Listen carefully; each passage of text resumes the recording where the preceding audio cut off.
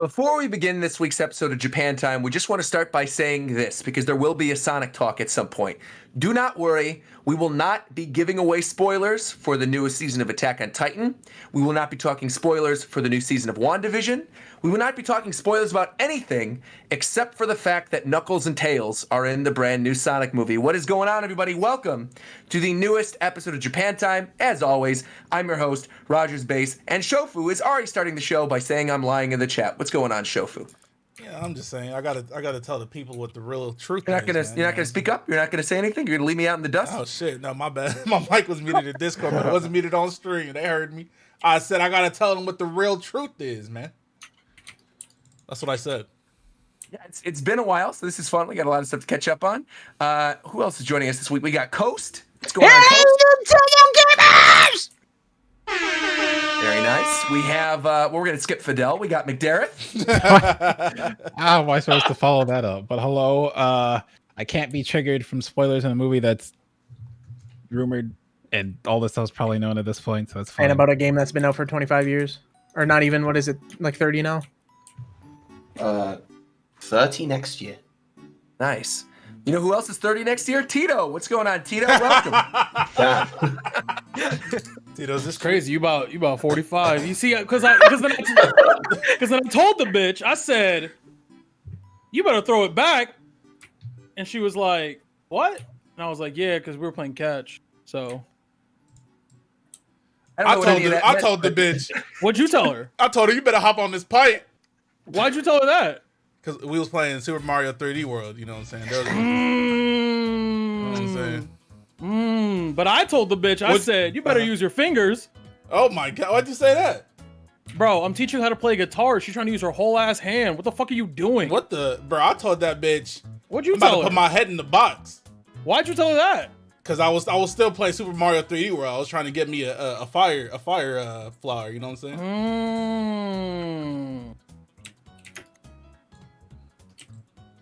Oh, you're done.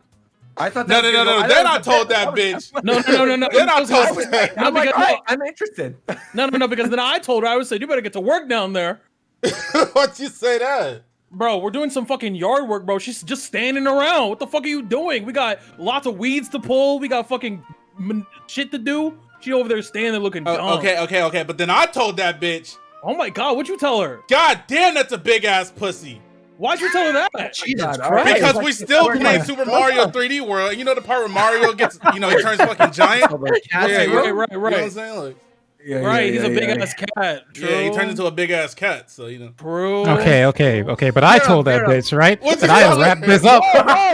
No, that I gotta wrap it up. That's what I told her. Wait, why'd you tell her that? It's gone too long. We gotta introduce Viram. So Viram, what you been doing? I've been eating pancakes. Oh shit! I've been vibing, bro. You Are gotta they be fluffy? careful. You eat too many pancakes, you're gonna become a psychic type, man.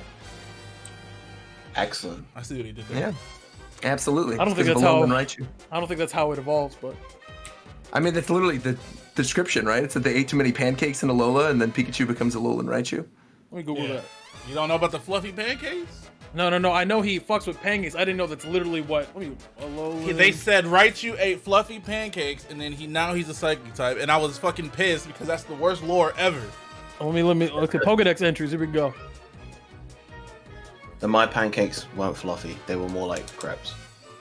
Oh, nice. Did you stuff them with anything? Nutella, lemon and sugar. Damn. That sounds Damn. good. That sounds good. Goddamn. Giannis, have you been scared away by now at this point? What do you mean, Scouty? Why? Yo, what are we talking about this week? All sorts of Well, you gotta introduce the Giannis properly, man. Of course. How do you want to be introduced this week? Let's figure it out. Oh, We you gotta guys come are up with a right. good story. You guys are right. A good story. A good story, yeah. Wow. I don't know. I can't just think of stories on the regular Yeah, day. you didn't give him time, bro. You put him on the spot. Here's the thing. We're gonna end with story time then. We're gonna end with story time. How about that? I'll tell you guys We're gonna end with story story. about it. Write your story while we're doing this. Write the story. Okay. Excellent. All right, I got you, bro. 500 words. notepad open. That's right. No, we actually have a lot to discuss since the last episode. So the first episode of the year was like the 15th or something, and since then, there have been Nintendo financials, there's been the Sonic movie news, there's been a lot of Sonic news just in general. There was a new Sakurai column. I became a VTuber. Zeph became a VTuber. Post Malone is in Pokemon. Pokemon Day announcements are coming in hot. Kingdom Hearts is on PC. There's a lot of stuff, so I really don't know where to start this week. I guess we could start with Bowser's Fury. We could talk about Mario and Bowser's Fury first. Bro, I'm pissed. I ordered that game last week, and that's just not coming until tomorrow. I have to see all my friends play it and be happy. Meanwhile, I'm here doing nothing. Bro, it's so fucking good. Don't. Why would you say that after he said what he said? That's You're an crazy. asshole. That's crazy. You're an asshole. I haven't played it yet, but I'm going to for sure. I mean, it's 3D. Well, the game at its core is solid as fuck, and they made it just feel a bit nicer because everything's a bit faster. So that's okay. So that is actually something they did, right? Because for me, I Yes. played the original 3D World, and I don't know what it was about it, but I've even talked about it on the show before. I did not like it. I always hated 3D Land, especially, but 3D World I was not a fan of at all. And I'm genuinely enjoying it this time around. I don't know if it's like just playing in handheld mode, and it's got the nice screen, and it's a little faster, and you have the online multiplayer if you want to hop in and hop out. But I really, really like it. In all my free time over the course of the past couple days, I've just been going through the game. I'm already in the last world. It's lads.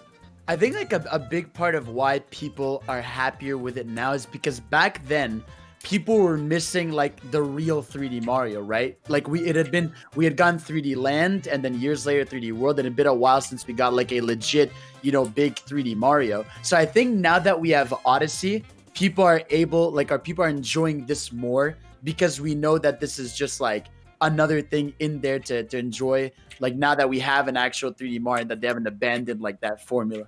And the thing is the game itself has an actual 3D Mario game in it with Bowser's Fury as well, right? Which is super fun. It is a shame that Zeph's not here, because I feel like there's a whole discussion to be had about like what Bowser's Fury means for the future of the Mario series.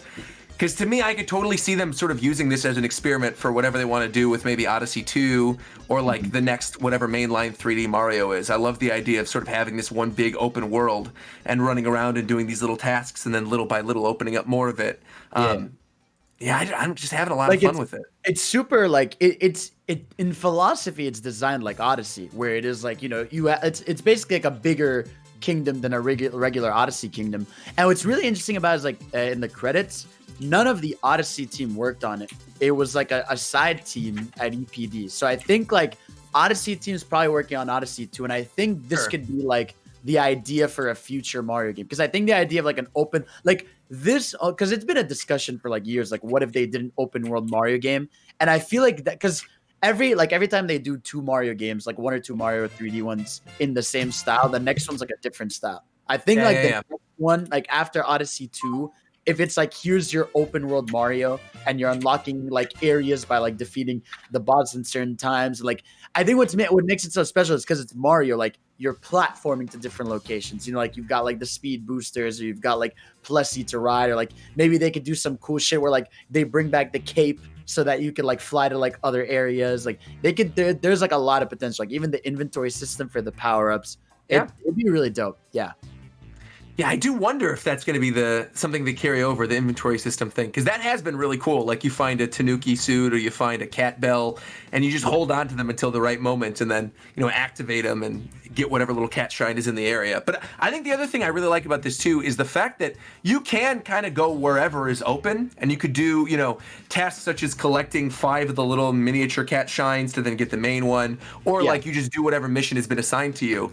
But I almost feel like having just that little bit of structure where you go through the gates, it's a new mission, you take that one on, but you could choose to do a different one or just drop it all together and then go to a different area of the world, is really fun and feels like the right way to go about doing it if they were going to do an open world game. Yeah, it's like super. It really is like it's super well designed, and yeah, like sometimes like the mission structure can be like because every time you go to an area, it's the exact same mission structure of like here's the main one, here's the one where you have to use the key, here's the one for the cat. So like it has that kind of thing where like some of the missions are similar, but because it's Mario and you're doing these fun platforming challenges, it feels really fun. And just like every Mario, I super recommend 100%ing this, especially like if you thought like the Bowser fight was fucking cool. It's worth it if you get like the 100% because it's crazy. I love that shit. Like that's the type of stuff that I really nerd out about, and I think it's like really worth it. Yeah, because you are like a hardcore Mario fan. You genuinely love Mario games. Yeah. No, it's very like especially because this specific expansion is doing like fucking Dragon Ball shit, where like Mario's like this guy's yellow, and like the 100% final boss is Dragon Ball as fuck. Like it does something where I was legitimately screaming on stream, like I cannot believe they actually did it. Like they knew what they were doing there, and I really do think like the whole thing is super. I think the whole thing is super well designed. I think it's really cool. I want them to do more of it. Like I'm on my second 100% run of it. I did find like overall Bowser Jr. being there was kind of just like it's cool that he's there. Like he's not like because like in every Mario game, like your partner character that follows you like has like a helpful platforming purpose. Whereas Bowser Jr. is more of just like it's kind of like the second player in Galaxy where you point at it to like get you stuff. It would have been cool if like there was some interactive stuff with him where like he helps you like bounce up a platform or some shit. But still, like I think overall really well designed, really cool stuff. It also does show, because I know Zeph would complain about this, so we were talking about this, that like the fact that we're at a point that a Mario game isn't running at perfect 60. Oh my god. Yeah. Like, yeah, go yeah. What you got? I was gonna say it's actually such a detriment at times in playing. Like Bowser will spawn while they're trying to complete a mission on like the other side of the map, and then the frames just start dropping while they're trying to just play the game, and now you're locked into this battle, and the frames are dropping everywhere. It's really annoying. Yeah, especially like there's one specifically the middle, the big area you get at the end, like that place like chugs. So like that's kind of a bad thing when we're at the point where 3D Mario is like struggling to run at perfect 60. It did happen in like because like Odyssey is perfect 60 except in New Donk City. New Donk City it starts to drop a bit, but here it's like noticeably bad, like to the point where even in handheld the game is like locked 30, like it does not like it doesn't go to 60. So hopefully eventually get a Switch Pro this year, probably, maybe. Yeah, I feel like that's almost a lock for later this year. I feel like, especially once Breath of the Wild 2 stuff happens, and I mean it's February right now, so we might be a week or two away from Zelda news. Who knows? They might wait. But then again, like Bowser's Fury is already out, and really the only next mainline first-party game that we know about would be new Pokemon Snap.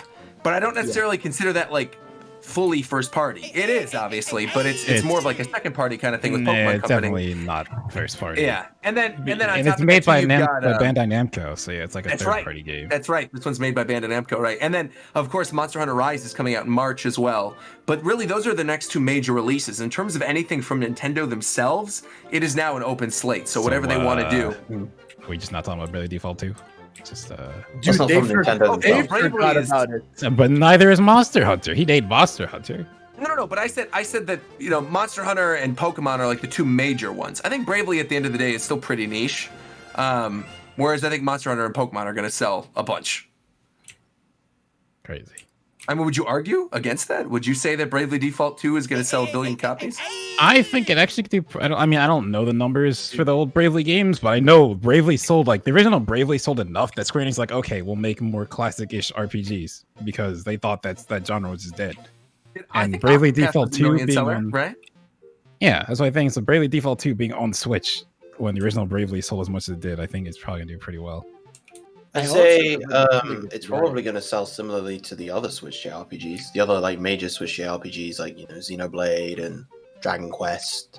Oh, Dragon Quest probably sold more. Xenoblade, Dragon Quest, they've all sort of even Octopath, I would say, had more like fanfare going into it. I feel like Nintendo's kind of moved. I think like right now it's like, okay, Monster Hunter and Pokemon Snap. I really don't hear anything about Bravely at all. That game comes out in like 10 days and there's barely I completely forgot it was coming out this month, to be honest. Yeah. You think maybe that's a bad sign?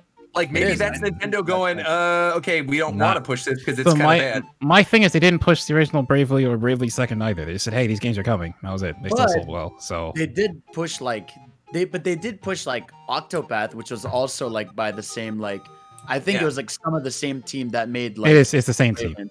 Yeah, same Yeah. team. Yeah. So, like I feel like they would have. I don't know why they barely. And it didn't seem like because they dropped like 2 demos and none of the fan feedback seemed great. So like I don't know. Like I don't think it's gonna be bad. I think it'll be solid. See, I didn't play the newest demo. I played the 1st Mhm. one, and then stuff that I heard complaints about from the first demo. They did a whole direct where they Yeah. addressed those things. I don't know.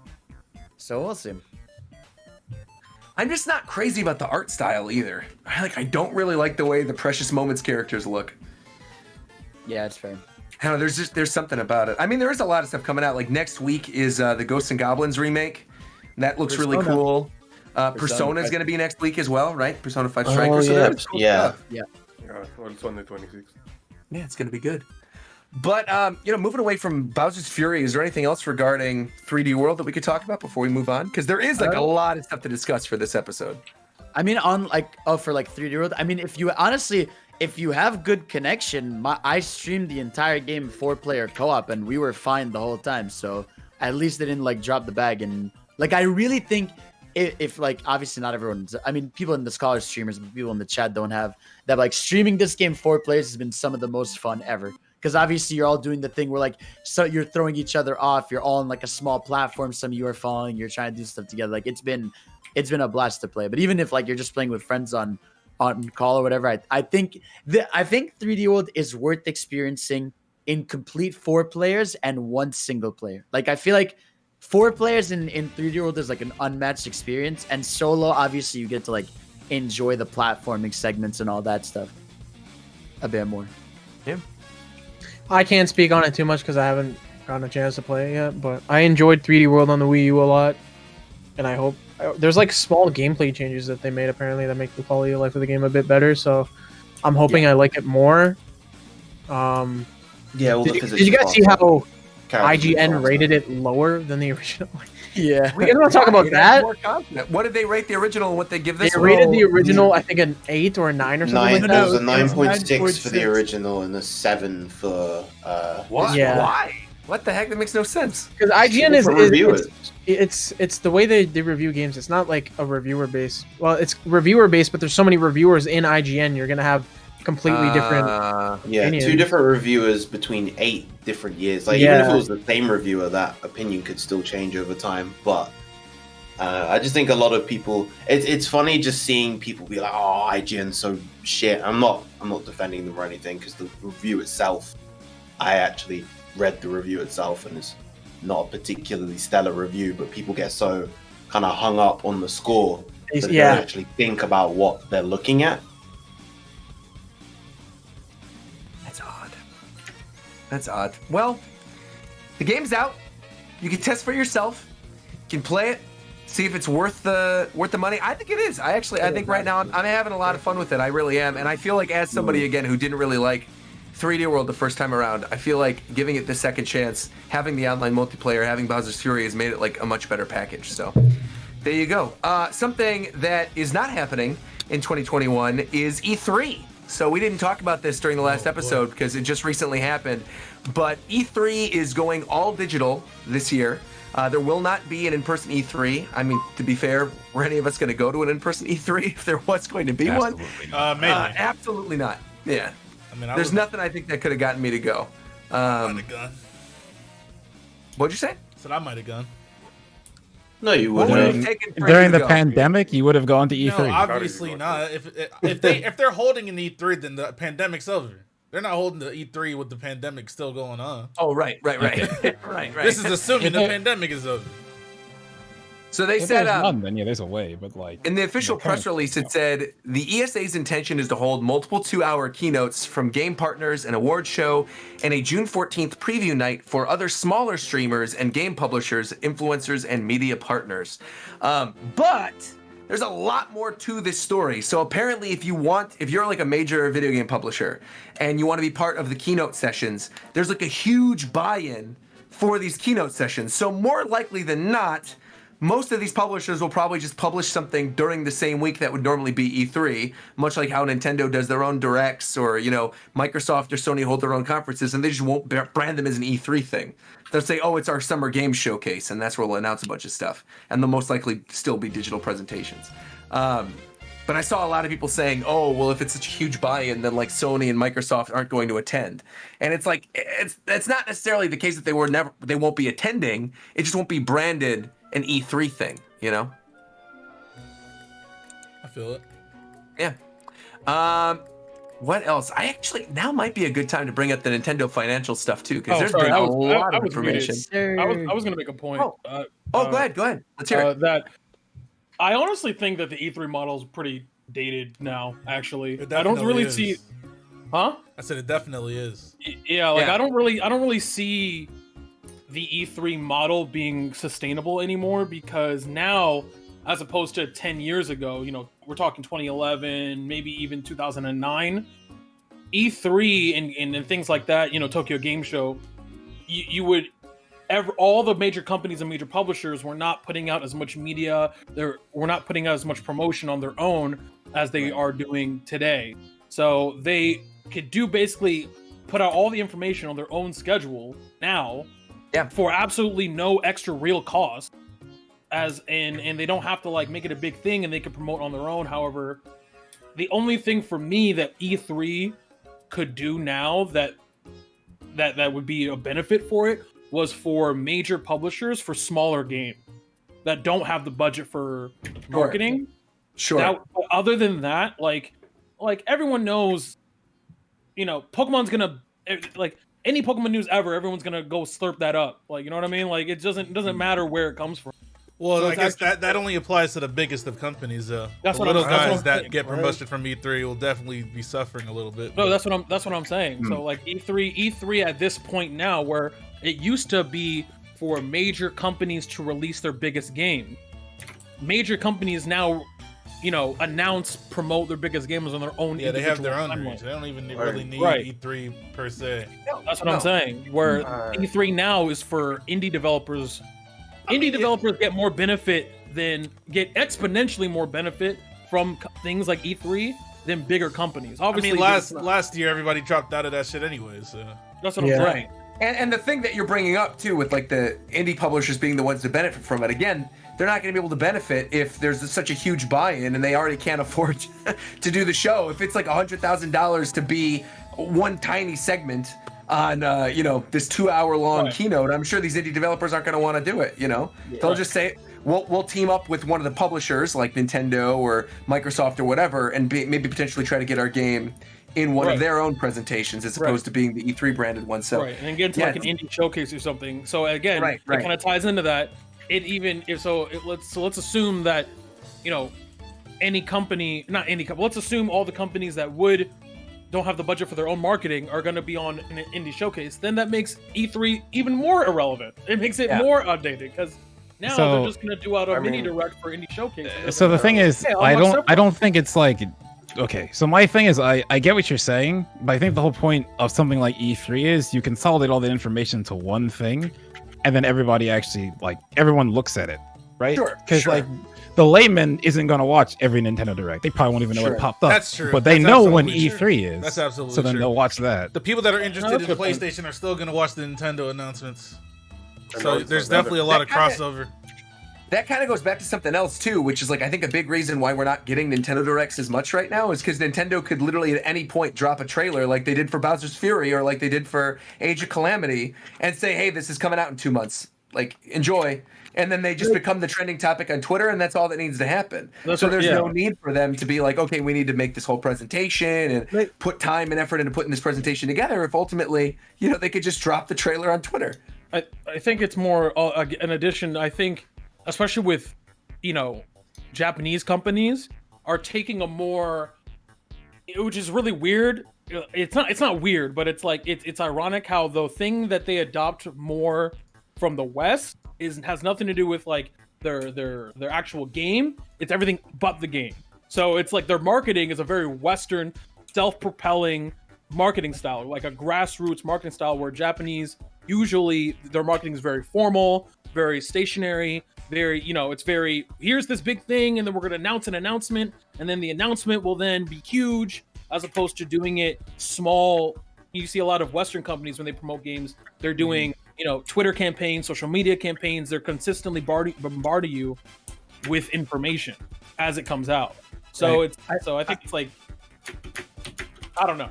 But that's a really good point, McDuff. I didn't even think about that. I think someone touched on it, where I think the prolific thing about E3, the thing everyone looks to E3 is who's gonna win? Is it Microsoft, Sony, or Nintendo? Like the big three. Like there's gonna be a winner.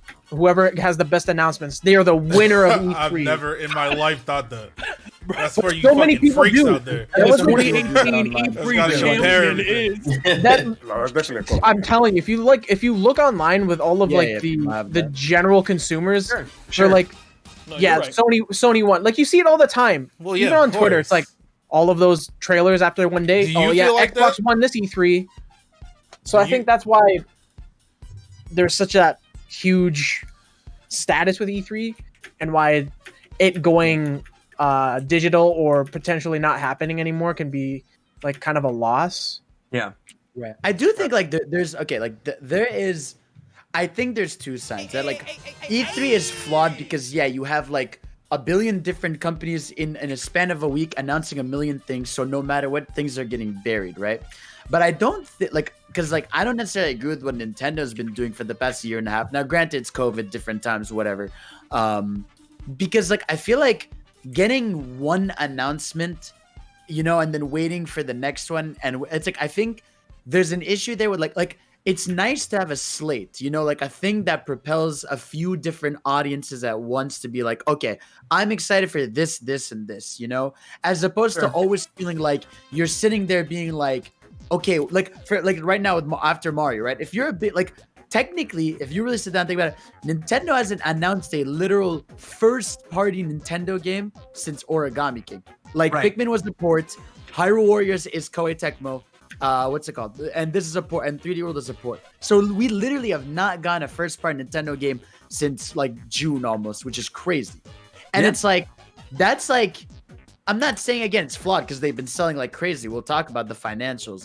On the money side, they don't care. But it's it would be nice to have at least maybe just have 3-4 games that are first party from each company that we know about that are coming at some point. Just to at least satiate certain audiences of certain things. Because right now, if you didn't give a shit about Mario, you're just sitting there waiting because you're okay, what's next for me? So I think there is value in having a few things announced at once, but at the same time, if you become these companies care about being we're trending topic of the day. You look at when the Mario 3D World trailer dropped, it has 8 million views and all this stuff. So it doesn't really matter to them that much if they're getting the press they want. But it's more of on a hardcore, on the Twitter side, the people that keep in mind with all this news and stuff. I mean, to be fair, on that side of things, right? We do already know about quite a bit. We know about Breath of the Wild 2. We know about Metroid Prime 4. We know about Bayonetta, even though Kamiya was stop asking me about it. It's going to be a while, We know about a lot of these games, but I think the weird thing about this is that we've been so used and conditioned to these directs now and getting these slates of announcements that we feel we obviously should have a bunch of them at once. But I almost kind of feel like we don't need that until I should say, we get the Switch Pro, right? Because I think when you're releasing a new hardware, you want a lot of things that get people excited and interested in that hardware. But in the era of, rumors being spread around constantly, and we'll talk about some rumors that are flying around right now with Pokemon and Zelda, even diving back into last year, right? That rumor that was always connected with Paper Mario, dating back to before Origami King's announcement, was that there's a 2D Metroid in the works by the guys that did Samus Returns. Right. And we already know Retro Studios is working on Metroid Prime 4, but they have another studio. We know Monolith Soft is making a new IP. We know Breath of the Wild 2 is being made, and now apparently Grezzo is hiring too. So there's all these games that if you're hardcore, that they're coming. It's more for the general public to go, oh, is there going to be a Mario in the works soon, or a Zelda in the works soon, or when's the next Smash character coming out? And that's the kind of stuff that I almost feel is beneficial for them to be relegated to their own announcements, right? I think going into the Game Awards, I think some of us expected a Smash announcement, but also a lot of people are like shofu, right? Where shofu, you go into everything and you're I have no expectations whatsoever, which is probably the right way to go about it. And then we end up seeing a Smash announcement, and it becomes the talk of the town. And I feel like Nintendo sort of realizes they can capture the zeitgeist with a tweet or a trailer now, where they don't really need these directs unless there's some really big new piece of hardware to push. Also, I was gonna say, I feel like one big thing that you guys really didn't really talk about is during E3 they have a lot of the demos on the show floor for like the journalists, like the YouTubers, that's etc. Sure. And I feel like when all those people are playing those games and filming their own footage and uploading it, that builds more hype for those individual games and like the audiences out there built like, a lot see of more things. gameplay. Yeah, Sure. like with the Advertising. Smash demos. I was gonna say like when the Smash demos are and everyone is on the floor recording all this footage, everything getting uploaded, a bit more hype because there are stuff that you just didn't see in the trailer at all. Or like when certain games would get shown, you'd see more gameplay from like the show floor from media or YouTubers or whatever, and it kept building up more and more hype. And now that it's just all digital, we don't really get any of that anymore. And I feel like it hurts that.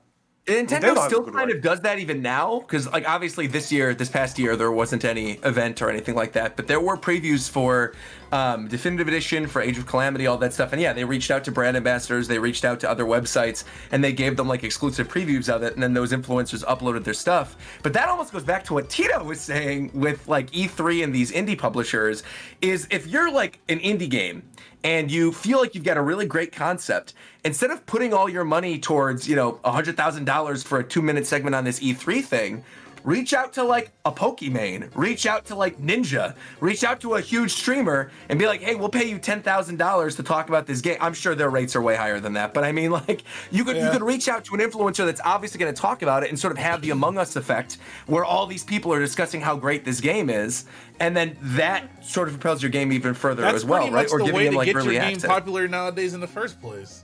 Yeah, exactly. Every game that's huge on Twitch is huge on Twitch because the top streamers play that shit. Absolutely, yeah. You give that game to 10 top streamers for, I don't know, whatever ridiculous amount of money they're gonna ask for, you might have yourself a hit right there. The game at its core still has to be interesting enough or good, right? Because like I think Ubisoft recently tried Actually, that's doing not that even with, true because we all played Fall Guys for a pretty good amount of time, and that game was always trash. But what was there was like the Kid Icarus kind of game that came out last year that Ubisoft made, and everybody was doing sponsored videos about it. What's the Immortals Phoenix something. Rising. Yeah. The Battle Royale That's thing they were doing? No. Immortal No. Phoenix Rising. Oh, Mike, That one. welcome, Mike. Oh, By the the- way, we got to introduce Mike. Welcome, Mike. How's it going, everybody? Welcome. Yeah, what was the name of the game again, Mike? Immortal Phoenix Rising. Something like that. Got it. Forgot about that game. For, like, Breath of the Everybody was Wild, doing but, videos for like a week about how great Immortals is, and then it sort of dropped off. So at the end of the day, you still have to be compelling. I but you mean, can still okay, get the word but out there. that's a single player game though. I don't know. The Actually, same that's thing always happened with the That's Battle what I Royale was they saying, made though, too, right? though. With like demos. no. It's just okay. So the whole drop off thing is just weird to me when you're talking about a single player game, because that game's meant to be played for a bit and then you stop and play something else. I always get that when you're talking about like a battle royale or something, because those need people to keep coming back to them. But a single player game, once you play it and finish it, okay, you finish that game. But I see I mean, people Ubisoft like, did make a Battle Royale, and they did sponsor it in the same way, and Yeah. no one plays it anymore. yeah, that game is ultra dead. That game needed Twitch Yeah. to live, and now no one plays it. What was that called again? I don't even remember. Where people be voting. Hyperscape. Fall. Yeah. No, Hyperscape. That was the That one shit was- Ubisoft That's made. it. On a completely unrelated note, Sure. when did Sephiroth come out? December. So we're Okay. doing March. I played on other Switches, but I just unlocked him on my Switch. Are you serious? It's the first time I booted up What? Smash off my own Switch. Oh, weird. It's not. I don't play this game unless I'm playing in a room with people. Fuck this game online. Okay? Because everyone got booty net. Yes, you in chat, I'm talking to you. You know who you are. With your booty ass net. I don't get why people just don't get the Ethernet things. The Ethernet things are like Yeah, 15 that help? bucks. An extra That $100. doesn't- Ethernet's it doesn't not solve gonna all help the your 8 up and -6 down. That's what I'm that's true, I saying. guess. That doesn't That's solve true. the problem. Garbage and It's a 86. negative That's true. When you're walking around with fucking Burger King Wi-Fi, Not Burger get me out of King. there. Have Bro, it your you- way. No, bro. But actually, wait, this is definitely off topic, but also on topic relating to one thing you just mentioned, Burger King. Since the last show, did you guys McDonald's? see? No, Burger King, specifically Burger King. Oh, Did you guys see the? They had like a whole rebranding of Burger King on Twitter 2 weeks ago, where they're bringing back like the old logo from the 80s and they're redesigning all of their store. It looks like amazing. That's just weird that you brought up Burger King of all things, but that was something I dove deep into a lot of those different news stories about it, but there's like a Burger King revamp that's happening. Okay, but I can't buy 4 million Happy Meals and get some shitty ass Pokemon cards at Burger King now, can I? Good segue right there. I'm glad you brought that up because I got you. I got you. Nintendo and Here we go. Pokemon right now. Rob? There's been a couple issues with scalpers with these Pokemon cards that you can get in Happy Meals. Now, so let the fucking kids have them. No. Go ahead and set it up because I got. Go ahead. Okay, I've been playing and being involved in multiple trading cards since I was like 6. Everybody here who's like, man, that's crazy. This is some of the least scummy shit I've seen in my life. Not that it's not scummy, but y'all don't even know the half of it, bro. It's because nowadays everyone can highlight it via social media. Like that one guy made that video. What was his name? 100 bought 100 Burger King or McDonald's boxes. Yeah, whatever that guy's name is. Yeah, that guy. Like it just you can highlight and pinpoint one person's scumminess because they decided to post it on social media. Okay, here's the thing that makes me the most upset, and maybe that's me, and this is a testament to how I grew up. I don't give a fuck about the Pokemon cards. What did he do with all that food? I think he apparently right? Like he donated it or something. I don't believe him. I don't believe it either. That's what I heard. Look. Unless you're picking that shit up on the spot, that shit's gross. That's what I'm saying. Like, donate at McDonald's and be like, where are you going? What the fuck? So people are for those people in chats are like don't know what's happening. So Pokemon Company is releasing. Y'all remember when y'all were fucking kids and shit, and they would put out some goddamn cards and be like, yeah, you can only get these in a Happy Meal if you want. Whatever. I mean, okay. The era of teeny beanie babies. If anybody remembers the Beanie Baby craze, there were the teeny beanie babies that were in Happy Meals, and only certain stores had certain teeny beanie babies, and people were running around to get full sets. Y'all remember when you could get whole ass CDs and fucking cassette tape at McDonald's? Right. Bro. So basically a bunch of scalpers, or as they call themselves, businessmen, are out here buying a shit ton of, at the beginning, a lot of McDonald's have actually limited the amount of Happy Meals you're allowed to buy. This shit is fucking weird, man. Bro, so shit is fucking weird. They would buy 100 bajillion fucking Happy Meals, so that way they could, buy the cards or take the cards out or whatever. First of all, these cards are not good. They're gonna depreciate in value. You really bought 100 fucking Happy Meals to get a regular ass Cyndaquil out of a fucking pack. These cards are not good. They're not even like full arts or anything cool. They're just fucking regular cards. It's now for the again. It's just like, as you all can imagine, the lower number of supply. This is the only way you can get these cards is through McDonald's. They're obviously going to be a little bit more expensive if you were to buy them individually than they would be otherwise. However, these cards are trash. These cards are trash. They don't look that great. They look about as good as any other Pokemon cards. All Pokemon cards look good. Like, I don't understand. I don't get it. You bought. They're doing this. They're doing this because the recent explosion of content from streamers and YouTubers making all of these videos now. Sure. Everyone's just hopping on anything they can get Pokemon card related because they think they can make some sort of money off of it. You are correct. That is 100% right. Yeah. Everyone's home and everyone's fucking realizing that Pokemon cards have been have been just as marketable or as profitable rather as they've always been. Sure. Okay. And they're just now they hit a quick Google search and saw the limited edition shiny black Charizard from the original pack. They saw that shit was worth $600 and they were like, oh, $600. Yes, Charizard. And then they started slurping everybody and everything to get these cards. And now they're just sitting in binders.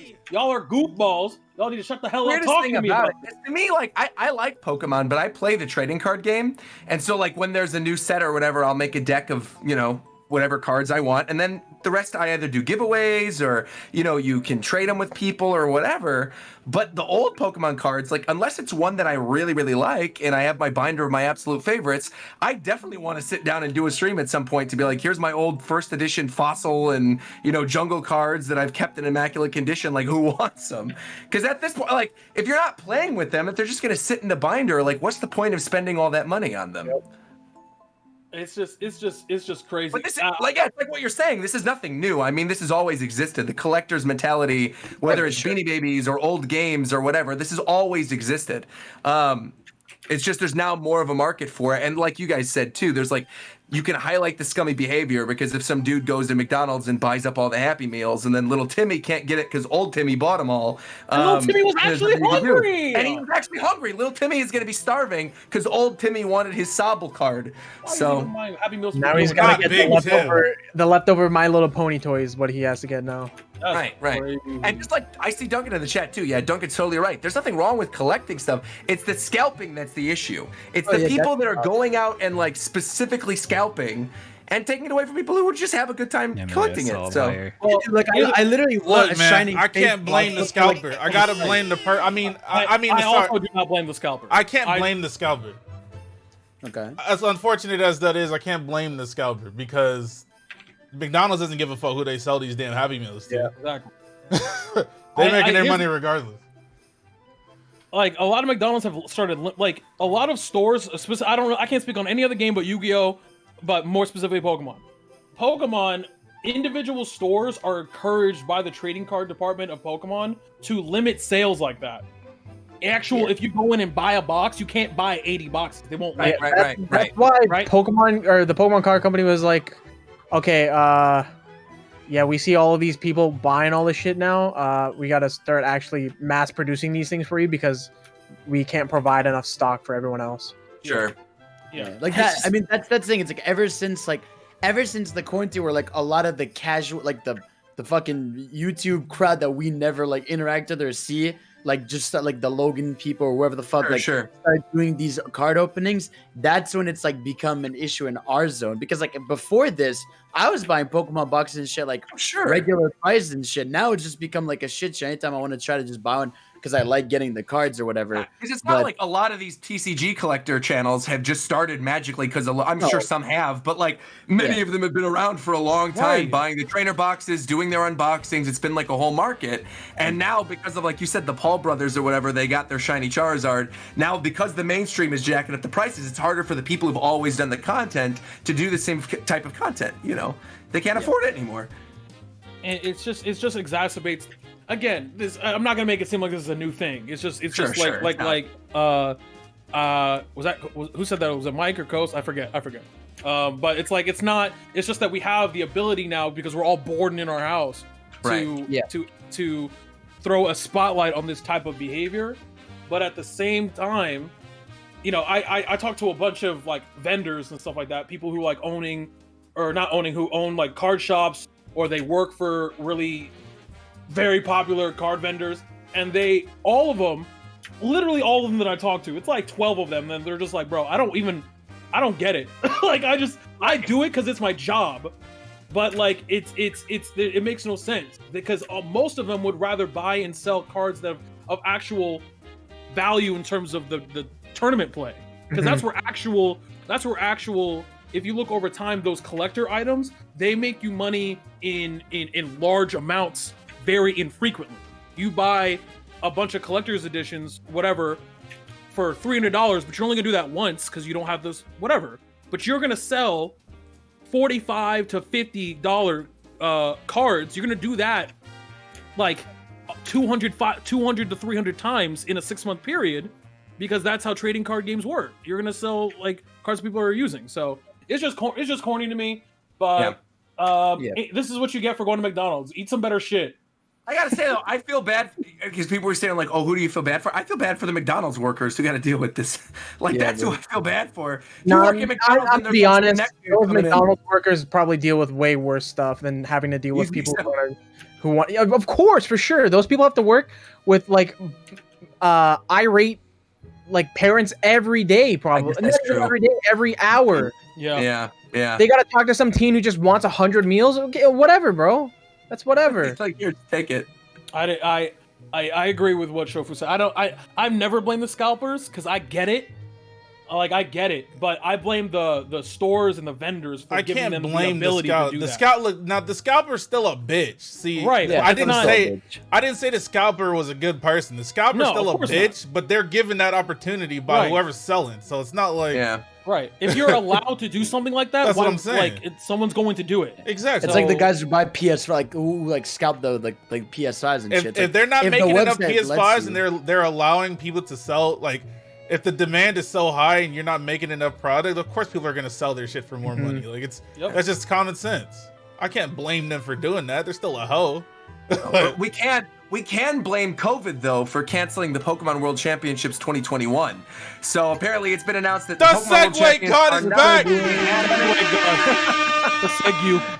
They will not be happening this year. The World Championships will still be held in London in 2022, which is great. I mean, we were all talking about this on Twitter. It's like I would absolutely love to go and hang out with everybody at the Pokemon World Championships. Speaking of London, Duncan, welcome to the call. You're joining us just as we are talking about the Pokemon Championships being canceled in London. Again, back-to-back cancel. I'm gonna have to fight that hotel to get my money back a second time. Hey, just go I'm next mad. year. Man. Yeah. Hey, just pull up at the blicky, bro. It's not that crazy. That's all you got to do. Stick. But Yeah. they are still. with go ahead. regards to cards, Tito made probably the best point, and that's like card shops. The reason that they don't, like a lot of local card stores won't mark up the limited edition boxes, like Shining Fates, for example. If you go to your local card store, if they were lucky enough to battle Walmart for allocation, they won't be marking those boxes up hugely because card stores rely entirely on that play group who are buying singles. Your markup on boxes, I owned a card shop, trust me, the markup on boxes is non-existent. You're paying $85 to get that box to sell it for 100. And if you sell it for less than 100, people go, for more than 100, people go, well, I'll go to Amazon. Your markup just doesn't exist on sealed product.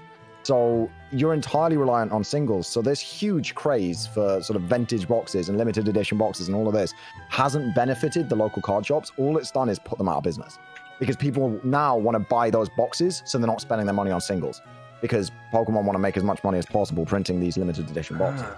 So it's a huge problem. It's like my card shop went out of business. It wasn't worth running anymore. Like there's no markup.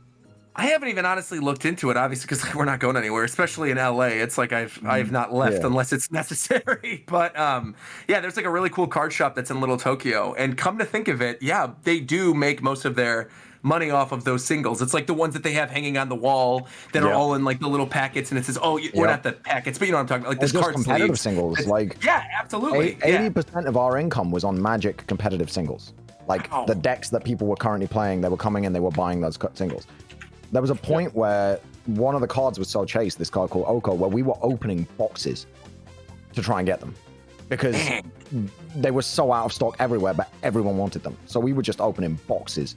And we opened 3 crates of that set just to get this one card because there was nothing else in that set that was worth money.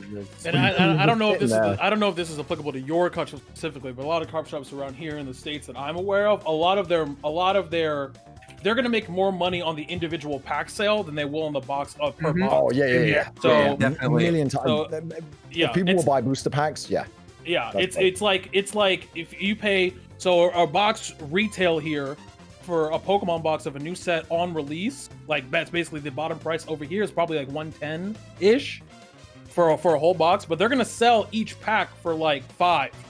Yeah. So like $4 or $5, yeah. So they're gonna make more money in the long term by selling each individual pack within that box as opposed to we're just in an unprecedented era of scalping right now. So normally scalpers, I'm with Shofu. I'm like, you can't blame the scalpers. They're just trying to make a buck on the side. But with COVID, like lowering supply of everything, but raising demand of everything. Everybody wants PC parts right now because everybody's trying to build a gaming PC because they're all locked inside. Sure. But supply is at an all-time low. And so everything. The consumer has to have more self-control, Duncan. Yeah, PS5s are literally a perfect example of that, right? You cannot find them anywhere. As far as I'm controlled. Those things don't exist. Everybody would just stop buying. I know you're enjoying your PS5. I got my PS5. We're chilling. Bro, my PS5. PS5. Did you get? When did you get your PS5? Hey, hold on. My PS5 hasn't been on since I failed to play fucking what's that fucking trash ass Cyberpunk? game called? Oh Yeah, my god, that shit was ass. Oh wait. Speaking of PS5, can we get, I don't even know if anyone played this game, but this is the only time I'm ever going to talk about this game. I played Destruction All-Stars. Okay? For those of you who don't know, it was that PS5 first party studio game, the car battle royale. Okay. Oh my god. That All right, game, yeah. I'm not kidding. That game, I played it on stream. It was fun. It worked, and it died in 3 days. It literally died. It died in 3 days. Died, bro. It died in 3 Not days. even, Like bro. literally nobody's buying it. And I playing can't. It. You I get it can't again. find it free. It came Yeah, out it's on PS Plus. Yeah, it was on PS Plus for free. It came out. I played it. That night. Was finding games like it was nothing. Oh shit, this is pretty fun. Learning the game. You know what I'm saying? Driving my fucking car. Next morning, between meetings during lunch, I'm playing it. I'm good. Still finding games. Don't play it that night. Don't play it the next night. Try to find a game in the middle of the day. On whatever the third day was. Can't find a game. I was like, oh, maybe that's weird. Let me find. I'll just try later. I could not find a game for an hour straight, and I tried EU, Latin America, Japan. This man was desperate. It was dead. If you go to Twitch right now and look up Destruction All-Stars, the number one viewer probably has like 6 people, and they're all in the same lobby. They're just all playing together. Oh, I'm curious. I've been enjoying my Xbox, bro. Do you think it was because people just don't have PS5s, or do you think like I think it's if a you like combination the of game? Actually, it's that's a really good question. I think two actual reasons. The third reason is more of a personal reason. The first one, yes, I think the scarcity of PlayStation 5s really hurt this game, and that's just really sad to see. Because I was so shocked it was exclusive. Right, it is a quality game. Like I'm serious. It runs good, looks good, it's fun. I also think the game is a little bare. The game has a couple of different modes, but it has no story content. It has no, it's kind of grindy to unlock cosmetics, which is fine. But when no one's playing the game, it just makes it worse. And the third part is the game. When you're playing it, there is no music. Yeah, I heard that. I heard this. That's fucking really weird. That's weird. The music in the game is only in the menus. If you start a game, the music dies. For a Destruction Derby game, any music gets you claimed. They're just preempting it. They're getting ready. But the music is in the menus. The same music is in the menus. The music actively stops when you load into the game. It goes 3, 2, 1, and then there's no music at all ever the entire time. Not even in the last 10 seconds where they do that super suspenseful music. It was the most jarring thing to me. When it wasn't even an ambient white noise. No, it was just literally nothing. I'm in a car with no music. This is trash. This sounds like the kind of game that would have. It looks like the kind of game that would have an absolutely crazy sound. That's what I'm saying, bro. It comes off as that kind of you mentioned before that this game was like Burnout, and that's what I was kind of imagining. It is Burnout. It's literally Burnout, a battle royale. Lots of derby metal, mode. lots of heavy electronic stuff, but bro, I expected a Sunset Overdrive kind of vibe, anything. It's just no music, bro. It is a Catholic church up in this bitch. It's quiet as fuck. Okay, it is crazy. Someone in the chat, on the ground. Meaty the Burrito wrote in chat that apparently Destructive All-Stars, as of right now, has 38 viewers in total on Twitch, and the highest stream has 10 views. Let's go. Yeah, Nick just told me that. He told me 36. 36 poor souls. When the show is over today, what we should do, how we rated Mike and turned him into the number one arm streamer? Hell We gotta rate him. no, absolutely not. Don't give it light. All right. Well, You cannot find a game on the North American server of that game after the third day of it being released, and it's just sad because that's a good game. well, you know what is also a good game that nobody gave a chance is Pokken, and so we're gonna be talking about that real quick because Pokemon World Championship, since we just mentioned. How many viewers Pokken got? Came in. Hold on, I'm gonna get to it. It says Oh, here. it's got probably 15. Maybe? There's confirmation that Pokken will be there. And McDareth, I know you probably saw this tweet. This is from Oh yes, Harada's I've been waiting. Bro, I'm so glad you did this, and I didn't have to. It's I incredible. didn't have It's to. incredible that So Pokemon is still supporting Harada that. Nah, basically I'm said ready. that they are open to making another Pokken game. And considering the fact that Pokken is still on the circuit for this World Championship, I would not think that is out of the realm of the possibility to see this year, considering it's Pokemon's 25th Oh, it's anniversary. not happening this year. No, You don't think they're you're going to not announce doing it it this year? That's cut. No, No. because if he's okay, saying he wants to make another one, then I don't It think doesn't there's exist. a process. I thought Yeah. he was Yeah, being he's- cheeky, though. I just thought it was something No, where no, he's no, saying, no, like, 'cause- well, I feel like if it was already in development, Harada wouldn't say anything. I feel like people are asking him about it because it's the 25th anniversary, and he's just saying, "Yeah, we're down to do it over here. We just need their permission." But the fact is, I don't know this for sure, but like I'm almost certain the Bandai Namco team working on new Pokemon Snap is remnants of the Pokken team. Looks like the Pokken engine. You have the lead developer who was at Bandai Namco, who was lead developer for Pokken, is now at Pokemon Company, but now he's lead developer for Pokemon Unite. So until that game's out, you probably won't see anything. well, But it's speaking like- of Pokemon Unite, Wait, wait. We can't leave yet. I've been waiting like 4 weeks. So there's a high chance it's going to happen. The big thing for me is that it's Harada saying this, because I could see like anyone who was on the Pokken team, because those people were really passionate about the game, would probably have said, yeah, we'd like to do another one. But the fact that it's Harada who's the number one, because that was always my concern in Bandai Namco, because Tekken 7 and Soul Calibur 6 are both doing well. So it's like, would they want to fit in Pokken? But Harada, who's the leader over there, is saying that, yeah, we're down to do it. So it's definitely Okay, but gonna happen. Harada's also a big stinky liar and a huge troll. So I don't believe anything that comes out of that guy's mouth.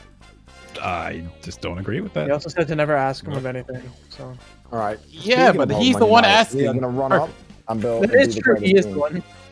Wait, what'd you say, Duncan? Speaking of Pokemon Unite, we're going to run up and be the greatest team. We're going to make so many little kids cry. They're all going to be playing on their mobiles, playing The game Pokemon is Unite worth for the playing. first time. We're going to be in cool. We're going to be in cool playing on an emulator on the PC so that we've got a keyboard and mouse just absolutely running up Look. on these kids. All I know is that when I'm proxying these little Timmys and Terra's waves, and they can't get any XP, and when I'm ganking them at level 2 and making them blow summoners, okay, and then when I'm invading their jungle at 3 minutes and they can't do anything and they uninstall the game, okay, just know that was me. Just Yeah, that's know the plan, that bro. it was me. So yeah, you said that, but that was like my whole thing when I watched that video I linked from yeah. But at the but at the end, that's what they do. They literally, that's why I said the game's probably gonna be bad. Terrible. There's nothing to prevent you from There's literally no sitting in front of tower. where they spawn and just killing them, and they can't play the game. You literally cannot play the game. So I don't think Yeah. that's something that because it's in development, they're going to change that. Like, you think it's going to be Hopefully. like that? I Nope, feel like I that's think that a that way company because they like don't that- know what the fuck they're doing. Yeah. I think So a company like that who's like- never made a MOBA in their life makes Timmy's first MOBA, it goes Oh, badly. boy. Anybody remember the Adventure Time MOBA? Yeah, it's gonna be that. Y'all, all right? okay, well, fuck y'all. Y'all remember MOBA? Infinite Crisis? Oh God. Was that called? Yeah. Oh Do God. you remember Infinite Crisis? Jesus, that was a flashback I didn't want. Bro, that was crazy. I did the beta of that. Is there a beta available for Unite? Is that how this stuff is no, leaking? it leaked. It leaked. So there is like a Well, closed how do alpha. games there's no- There's a closed alpha in China, Okay. and people over there are just leaking it out. Oh, sure. I'm So all about the to game- gameplay I'm that about we're to seeing is challenger. from the alpha. Oh, the game's super broken, dude. It's so broken. It's Yeah, it's just like a little fucking kids thing to get them to tap their phone a million That's times. what every then buy fucking their- Pokemon game is. I'm tired of this. Tired, bro. Can I have one fucking Pokemon game that actually requires some kind of thought, please? Just Okay, well, one. you got I just want Post one Malone. game. Pokemon CCG, bro. Post Malone is coming out. We have a Post Malone. Wait, hold on, doing a wait, concert wait, in wait, Pokemon or wait. something? I love Before we Post leave Malone. Unite, we should definitely talk about the new mons we see in these leaks. Oh, let me So- show you who the main is. All right, let's hear it. Gengar So is what the are the main for Pokemon me. that are already confirmed? Mr. Mime is right there. Mr. I Mime have is a- right there. That's Talk all to I'm him, saying. Duncan. Talk to him. Mr. Mime is right I there. didn't hear ready to you. run out. Garchomp is also right there. Mr. He's Mime. done. He's done clapping Ash's mom's cheeks, and he's out here to clap yours now. All right. All right. He's by himself right now. He's by himself. I like I that was this game looks a walking lot. with him, but then I left. Mr. Mime technically Yeah, Ash's we saw- Pokemon now? No, that's Oh, Ash's no, but- dad. All right. Like, that Mr. Mime is canon, strong as fuck. He really is. It That really Mr. is. Mime is canon strong as fuck. Ash won a tournament with that mime. That mime is like level 100. No cap. That is perfect IV. Is competitively trained. The list of I have the list of classes. So they're broken down into attack, defense, balance, support, and speed classes. Support? Some of these fucking So attack, defense, support, balance, and speed. Okay. I thought you said deport instead of support. I was like, No. is it deport class? Like, what the heck? No, it's just Okay. it has really strict immigration laws. The one, some of these don't make any sense, so I'm gonna copy and post this here. And Okay. I showed Shofu when I think shouts to Nick who put this in my server. This is one of the leaks. Some of these don't make any sense. Oh But boy, it's not probably this fucking picture again. Yeah. Okay, so some of these don't make any sense. What is So- the bottom right one?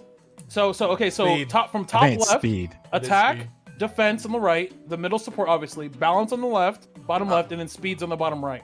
Okay. Okay, why? Just a question. Why would Machamp be in balance? Yeah, and then Pikachu and Venusaur in attack. Because Machamp could be attack and defense. He's got But four why arms. wouldn't So, Pikachu and Greninja also be speed Pokemon? when they're super fast. Oh yeah, that does seem weird. Why Pikachu wouldn't they not be that speed? fast, man. Pikachu got that light boy. He way stronger than he is fast. Oh, true. That's true. No, That's you're true. right. You're right. I'm backing up. At the I'm very backing up. least, at the very least, the other three Pokemon that are in the speed tier are faster than Pikachu. Right. Lucario Gengar, is balanced, but Talonflame. Venusaur is attack. And then Yeah. Well, okay, so if it's like Pokken, whenever someone, because it's the Pokken lane God. developer, whenever someone's in the balance area, they normally have two quantities from something else. So like Machamp would be attack and defense. You just drop him in balance.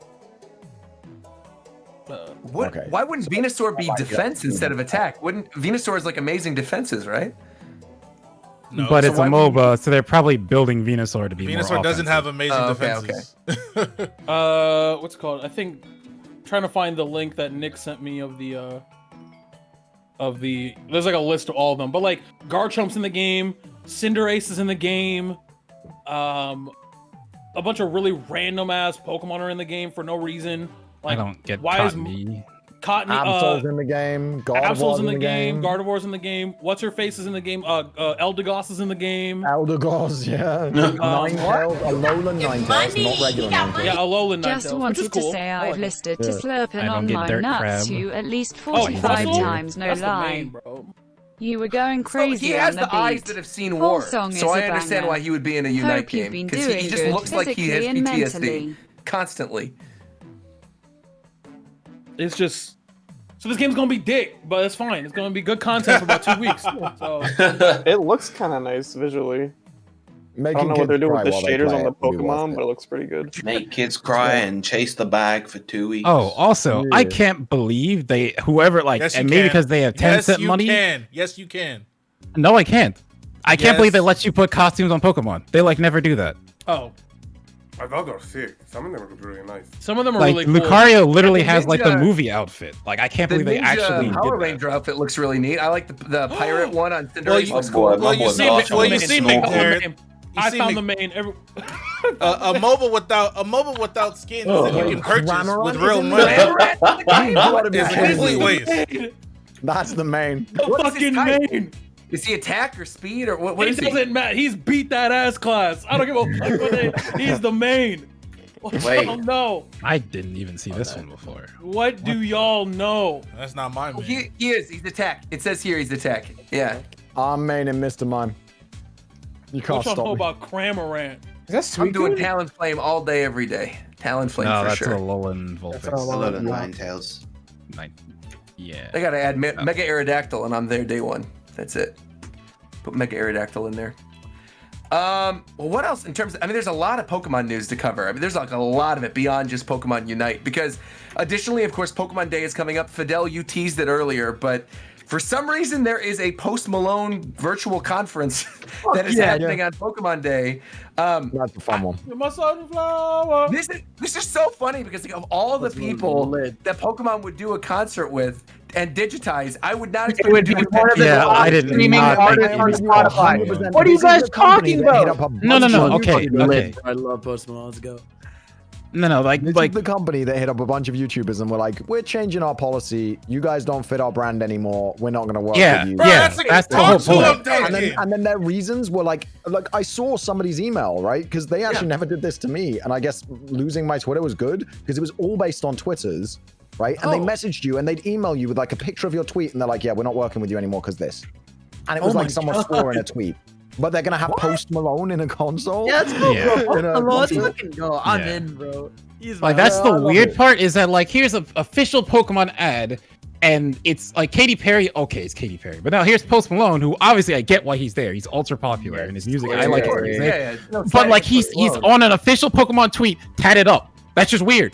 That's just like what? This is not the image they've ever sent out. It's just weird. This is a lesson for everybody in here. If you have enough clout, you can do whatever the fuck you want. Exactly. That's what I'm. That's true. Yeah. I hope he sneaks out. But I'm saying they got Post Malone, but like, can I get a so Post Malone's here? Can I get a rated PG-13 Pokemon game? No. Can I get a T for teen Pokemon game now? You want a PG-13 Pokemon game so they can say shit once? No. So the game is in fucking garbage children bullshit. That's No. You see, that's where you fucked up, Shofu. The game will still be trash. Oh no, I never said anything about it being good. Oh, okay, all right. I just want to make sure we clarify that. There was a Pokemon game you did a playthrough of like years ago. This is before I even had YouTube, before a lot of us had YouTube. And you did this playthrough of this game, Shofu, and it was a mod of Pokemon. It was like Pokemon Naked version or something. What do you know what I'm talking about? I don't know what you're saying. No. Because otherwise I'm going to sound weird. Roger, what are you playing, bro? What are you playing, Roger? Wait. What are you playing, bro? Wait, were there only like a couple of parts to that? Were there only a couple of parts to that playthrough? It was Pokemon My Booty version, only not booty. It's the other word. That's what it was. That's what it was. Pokemon My Booty version. He also did do a playthrough. I thought you might have been talking about Pokemon Uncensored version because Shofu definitely did a playthrough of that. He definitely did a playthrough of that for sure. Yeah. No, it says right here, Pokemon My Ass version part 1, 1 million views 7 years ago. This is it. This is definitely it. You have 1.1 million. Oh my god. Pokemon My Ass was clean, man. It's dicks. That was. What was the name? What was the name of those fucking silver, Heart Gold, Soul Silver mods that you were playing? I don't know. Oh, you talking about I forgot what we called them. Fuck. I need to find it. You've just done a lot of weird modded Pokemon playthroughs over the years. The thing is, though, is that they're never really gonna they're probably just never gonna make that kind of PG-13 Pokemon game because they don't have a reason to, right? No. Pokemon games are selling like crazy. Sword and Shield. I'm not even talking about necessarily. I'm not talking about the content itself being PG-13. I'm talking about the way we play the game, like. The theme is but even then, like, I don't even see that changing. Pokemon Harder, they literally said, well, because it's every Pokemon game is someone's first Pokemon game. But see, that is odd to me because there's a mainline Pokemon game that literally has difficulty settings. That's Black and White too. Is you beat the game and then it's like, boom, you have this ultra difficult mode. That's great. Why not just have that from the get-go with all these games? I'm tired of you, bro. Put it in, Pokemon Company. Roger. You want Game Freak to make a good game design decision? Nah, listen, bro. Listen, Game Freak. If you're listening to this podcast, you're putting a no. Here's the thing. Here's the thing. Game Freak and Pokemon Company with that kind of thing, they're the sort of developers where if they see something that only appeals to a select kind of niche crowd within their massive audience, they're not going to bother keeping it. They didn't keep stuff like Frontier. Bro, they're fucking stupid. They make too much modes. money. They make too much money. It doesn't matter what the fuck they do. I'm tired of it. Right. They can make more money, bro. Come like, okay. No, they couldn't. No, they couldn't. Yes, they could. They could not make more money. Franchise. That game they can make more. No, they couldn't. The game being better. No, bro. Pokemon being better is not gonna make more people buy it. No, you're right. Fuck, you know what? Make This it shit's worse. crazy. Let's do Gen 1 again. don't Fuck, make it No, worse. because the testament to this. They think if they make the game bro. good, they think if they make the game good, less people will buy it. Alright, Isn't that well, fucking if I start again, I'm gonna fucking Isn't burst that my dick fucking in the wall, crazy? bro. That shit is I'm fucking so crazy. tired, bro.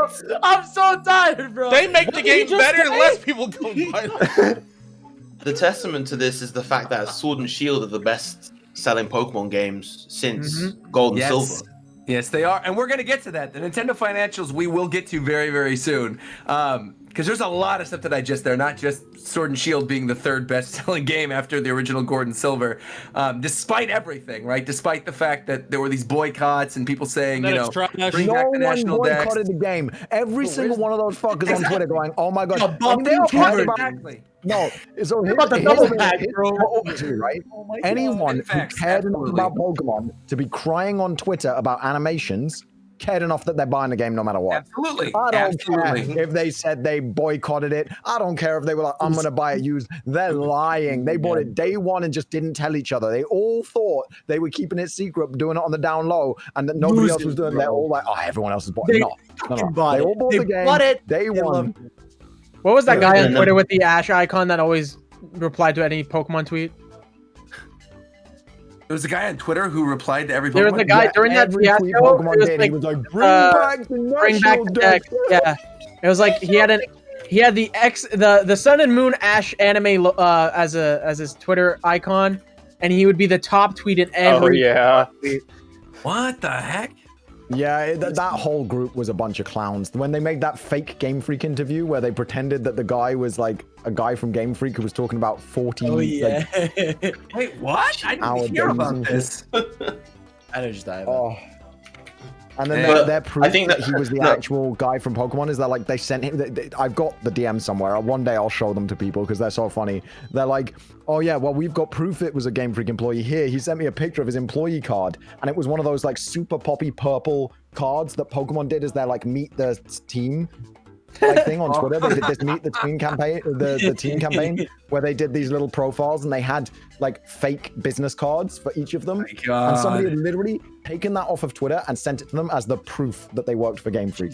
Oh my god. But I think that's hilarious because the fact that you asked about that, Roger, just means that it just goes to show how fucking pointless that all was. Because like, Yeah. if somebody who's actually like involved a decent amount in Pokemon, such that you know they're keeping an eye on all the stuff on social media and you know all that jazz. Imagine that the massive, vast majority of just casual gamers out there who just see the new Pokemon game and think, "Oh, cool, new Pokemon game for my home console. I'm gonna buy it." Like that doesn't affect any of them. Bro, it's like, bro, people that do this are fucking ill. All right, bro. I'm tired. Like people that give. They think their voices are a lot louder than they are, but they're It's like tiny, right. they're tiny like that specks of head-ass. krill in the vast ocean of Pokemon. Like Right. they don't matter. It's like Well, that I mean, head that's ass on what's on Twitter Twitter today, in right? general, right? Is when, Yeah. when you look at something on Twitter, right, and it blows up on Twitter, and people go, "Oh my gosh, this thing is canceled," or "I can't believe this game is over." Like, it's Twitter. When you remove yourself from Twitter after everything, people are still going to be watching something or playing something. Or get removed. Okay, fair, Duncan, right? Or get removed, right? You're still paid, but you're still doing live streams. You're still uploading on YouTube. You're still doing regular stuff. It's not like, you know what I mean? Like, Twitter is not the end-all, be-all. And I think like a lot of people look to it as the end-all, be-all. But there's a vast world off of Twitter where these people are just buying Pokemon games because they see that there's a new Pokemon game. They haven't played one since they were growing up. They got a Switch. It's their first Nintendo console in a long time. And then that's it. And they get Pokemon and they love it. And that's it. And they don't care if the trees are in, 240p or whatever. Who cares? Because it's a Pokemon game on the go. They don't even notice. They don't. No, they don't most care. people didn't even notice that like the Pokemon weren't in the game. Like if you went to the average person who played Sword and Shield and went, "Did you notice that there was no national decks and Pokemon were missing?" They'd be like, "You what now?" I don't even know what a national I dex is. said it Yeah, from they the just jump. beat the Wait, game there's once more and than stopped playing. 150? I thought there was 150 in this game. Bro, had Masuda never said that shit at E3, nobody would have given a fuck about that. Right. Or at least they would have found out after they played the game, and it wouldn't have been such a big deal at all. It's just these people do these little. It's like this fucking guy on Twitter. Well, let's read this. If all your common knowledge of anime is Demon Slayer, Naruto, Inuyasha, Bleach, One Piece, my Fate, God. Dragon Ball Z, Sailor Moon, Gundam, My Hero Academia, Yu-Gi-Oh, and I think that's just an you're entirely not different anime. conversation. No. Normies say the fuck. My point is, this guy on fucking Twitter, bro, that thinks he's the shit. And What he's are you saying, talking no one about? cares, bro. No one's gonna Oh my look at God. your tweet, bro, and be like, you know what, you're right. Fuck me, I'm not an anime fan anymore. No one gives a shit about Twitter user 125. Shut the fuck up. Oh my goodness. Anyways, Heated this week. Wow, it's like I gotta ask, who hurt you? That's I'm good, bro. I'm good. wow. All right, well, there you And go. people also don't get when you start an outraiser or something, you also put more attention to it. Of course, of course. Like sometimes the easiest way, if you actually don't like something, just don't talk about it. That's But if true. you are like over Yeah, screaming that you quietly. don't like it, No, then but someone who didn't people- even know that thing was coming now feels inside about it and they go buy it. Then People what was the nowadays point? want to just hyperanalyze everything just to prove a point that doesn't matter at all. right. They want to make an argument for no reason. Like they just want to argue with people because they're mad about something that literally has no value to the mass audience that everyone else is like involved with the game or whatever, man. Like, oh, I, mean, like I would even argue that they're not even Example. mad about whatever the thing is that they're mad about on Twitter. Like they're mad about others. I mean, the world is obviously stressful right now. I'm sure people are locked inside their houses and they're upset about a bunch of other things, and they latch onto this one thing that's upsetting them, and they notice that it's getting traction, so they like dive deep into it. For But- fucking example, like, remember how Cyberpunk had like, remember Cyberpunk? When all of that shit was going down, there was a tweet where it's like, look at the burger in Cyberpunk. It's 5 pixels. It's terrible. Let's compare it to the burger in Battlefield Bad Company 2. Like, bro, you're not playing these games to look at fucking models of burgers. Why are you even bothering to make a comparison of this? Because they want the tweet, bro. They want like They baby. want the Exactly. tweet. They want the Yeah, clout. those exactly. tweets do big numbers, bro. Exactly. Because they know it'll be a bit retweeted a million times. Of like, oh my god, the burger in this game. Like, bro, no, like yeah, Such an embarrassing burger. It is. What But the hey, you know what else, Mike? You know what else does big numbers? WandaVision, yo, how about episode 6? No, I'm No, kidding. Hello. it's the Nintendo Switch. We're not doing WandaVision. Come on, we're talking Nintendo financials now. So Nintendo recently released their dedicated video game sales units for the quarter. There's a lot of information to dive into here. I will put a link in the Discord so you guys can see all of it. There are 3 tabs. There's a financial highlight tab, a dedicated video game sale tab, which is the one that I linked to, and a top selling title sales unit thing. As of these numbers, which was December 31st, 2020, but have been officially published as of a month ago, the Nintendo Switch has sold 79.87 million units. It's insane. It is now outsold the Nintendo 3DS, and to put it in perspective, the Nintendo 3DS has sold 385 million units of software. The Switch has sold 532 million units of software. And again, because these numbers were from December 31st, this does not include January or February. As of February, the Nintendo Switch has now outsold the Game Boy Advance, which is And the wild. PlayStation Portable. And the PlayStation Portable. Oh, And yeah. We don't need to Only put that in extra there. We don't need to wild put that is in the there. fact that PSP all of had those 82 million sales, man. Yeah, You PSP definitely is do need to put it in there. It was respectable. actually Yeah, incredibly PSP, successful for sure. Fine. Yeah, My and brain the just goes only- to the Vita and how that ended. The Oh, the only Vita was an pieces of absolute hardware blowout. now. Guys, yeah, not the Vita. We don't talk about that around here. The We only don't talk pieces about that. of We're talking about hardware the now old I've PSP, never man. seen it before. that the Switch needs to outsell of Nintendo's are the Wii, the Nintendo DS, and the Game Boy. And tracking with these sales numbers and considering we're going to get a new Pokemon project this year, there's most likely going to be a sequel Zelda game. We're still obviously going to get a bunch of new first-party stuff. Monster Hunter's coming out this year. A new Pokemon Snap is coming out this year. Okay, Mario just came out. Quick pause, Roger, because I've been waiting for this moment.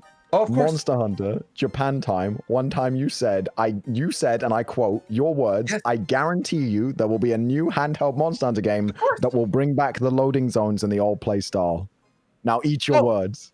Oh, I will eat my words. That's fine. Hey, I'm happy with it. I'm I happy actually to be don't even wrong. remember him saying. That was so I'll be specific. happy to hold the No, L. he If I did- he said did, that, I'm 'cause- happy to hold the You L. got it. Because I No, think I'm it not was doubting you, after- but I feel like Oh my God. I feel like I would have I said know something what about Duncan that. but I don't talked about. doubt It was you. after World, right? Yeah, it was afterward where you were like, 'cause I this said isn't that going what to they be were the gonna- new. Yeah. Yes, because I was like, I thought they were going to split off World Yeah. and Portable and do their own thing. With Switch would be the I mean, Portable that's series. I'm assuming that's because we had the same information that they were still Right. working on a Nintendo version. Exactly. Yeah. Yeah. But hey, I'm happy to be wrong. Rise looks amazing so far, so I'm happy to be wrong. Yeah. I think what's super crazy about the Switch hardware sales as well is just the fact that unlike a lot of these other things that just beat out, like the 3DS and the Game Boy Advance, the Switch has not had any hardware updates yet. It hasn't had any like different models. It hasn't had, the important thing to note, especially, is it has not had a price drop yet. We have yet to see a holiday in which the Nintendo Switch drops below $250. When we see that in this year, again, because most of this year is still going to be in quarantine, this year we're going to have a new Monster Hunter, a new mainline Pokemon game, potentially a new Zelda, potentially a new 2D Metroid, on top of all the other random things, plus new content for Smash Brothers, and a Switch Lite and potentially a Switch Pro, bro. Like that. I think you could hit 100 million this year. Yeah, they're gonna pass the Wii, which is what's unbelievable about this. Is they will I most think likely pass by the end Wii. of life, this is a bold prediction, but I think by Let's hear end of life, the Nintendo Switch family will have outsold the PS2 and taken the top spot. Wow, that is a bold prediction. That is bold. It depends how they handle it. Like if they make it so, like if they're smart and they just make it so that they just keep iterating Switch and not like do like a Switch, 2 or whatever. I think. Yeah, I think they're going to do a Switch they're gonna Pro. do, right? I think it's going to be a 4K Switch or maybe a 1440p Yeah. Switch. Like, Sure, I think that's the thing is they go for a Switch Pro. They slap the Tegra X2 or maybe even the X3 if they wait long enough. In there instead of because it runs on a Tegra X chip, well, a variant of the Tegra X right now. And the X3 is looking to be 4 times as powerful, 4 times 1080p. I know it doesn't scale quite like that. It actually scales better, but 4 times 1080p is 4K. So I think they'll do a Tegra X3 model, which is a 4K. I mean, NVIDIA already do make them a custom chip. It is a customized version of the Tegra X.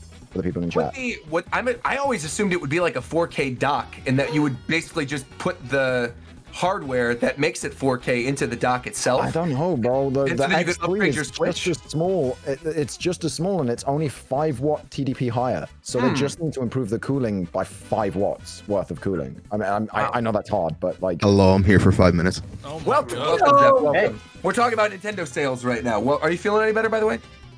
I guess. All right, excellent. So we just were talking about Switch sales of the actual hardware, but talking about software real quick, there's a lot of stuff here. So we were just talking about Pokemon, how Sword and Shield has sold 20.3 million units on the Switch, now becoming the 3rd best-selling Pokemon game of all time, behind the original Gold and Silver and the original Pokemon. Amazingly, Breath of the Wild has now sold 21.4 million units. Woo! Outselling the majority of Pokemon games, which is wild. Super Smash Bros. Ultimate is continuing to dominate, being the best-selling fighting game of all time, now with 22.8 million units. That's only going to grow. I think once we eventually get, more DLC fighters and the eventual Super Smash Bros. Ultimate Definitive Edition collector's bundle that includes everything in it. And wait, do you think they're actually gonna do that? Because they've never sure. done that. For sure. I think they will. Sure. Yeah, especially with all the deluxes they've been doing. Seems like a no-brainer with that much content. You'd want It does, but Nintendo kind of doesn't do no-brainers half the time. That's true. That is true. They sort of have been with gotta the keep Switch. They did it with Sword and Shield, though, so I think maybe they do it. And The Switch is the Switch. They've changed their marketing and just sales strategies a lot in general compared They've also to before. not had many games that would even be worth doing that for until recently. Right. Ultimate is, I think it's. I mean, I don't know what else could be. It's probably the most money per money per content than any other game. Yeah.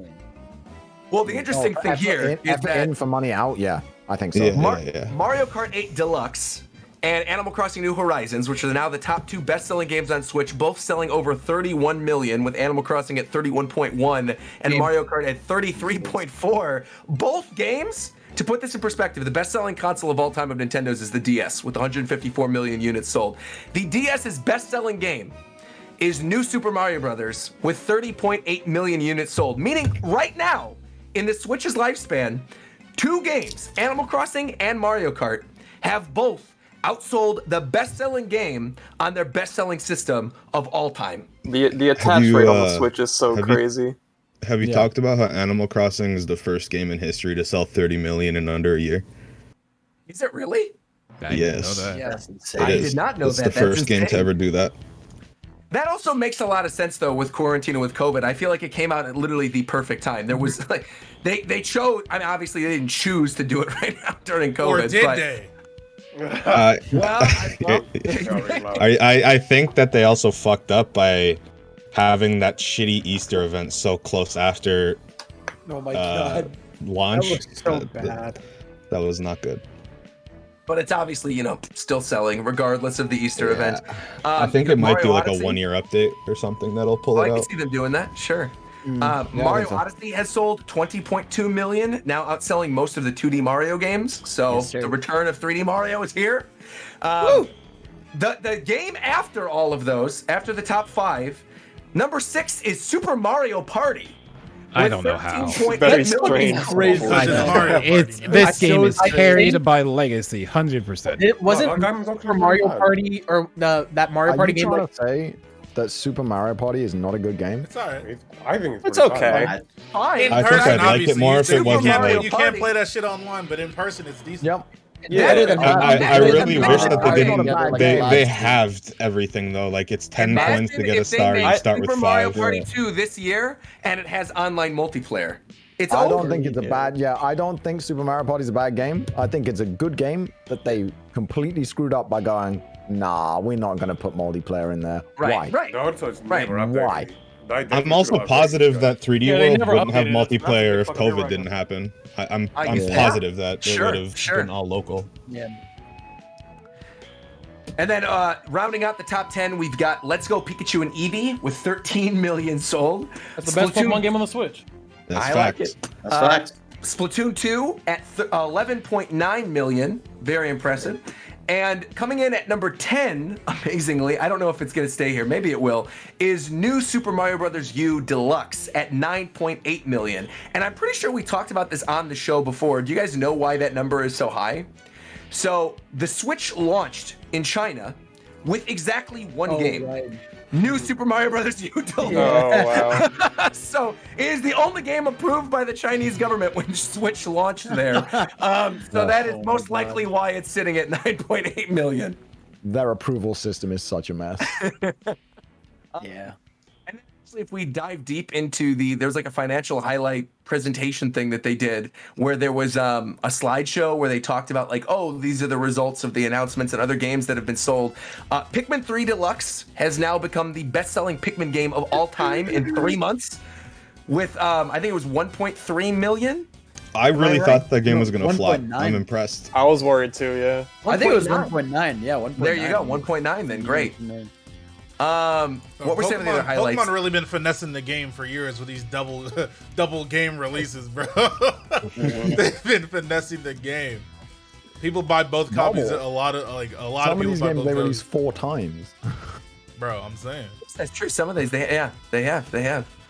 Nintendo can get away with crazy business practices because they make good shit. Yeah. Okay. Yeah. That doesn't apply to Yeah. the game I was talking about, but yeah. Well, none of The the other other, first-party game companies, they just there is no like first-party competition anymore. It's all third-party studios and stuff. Yeah.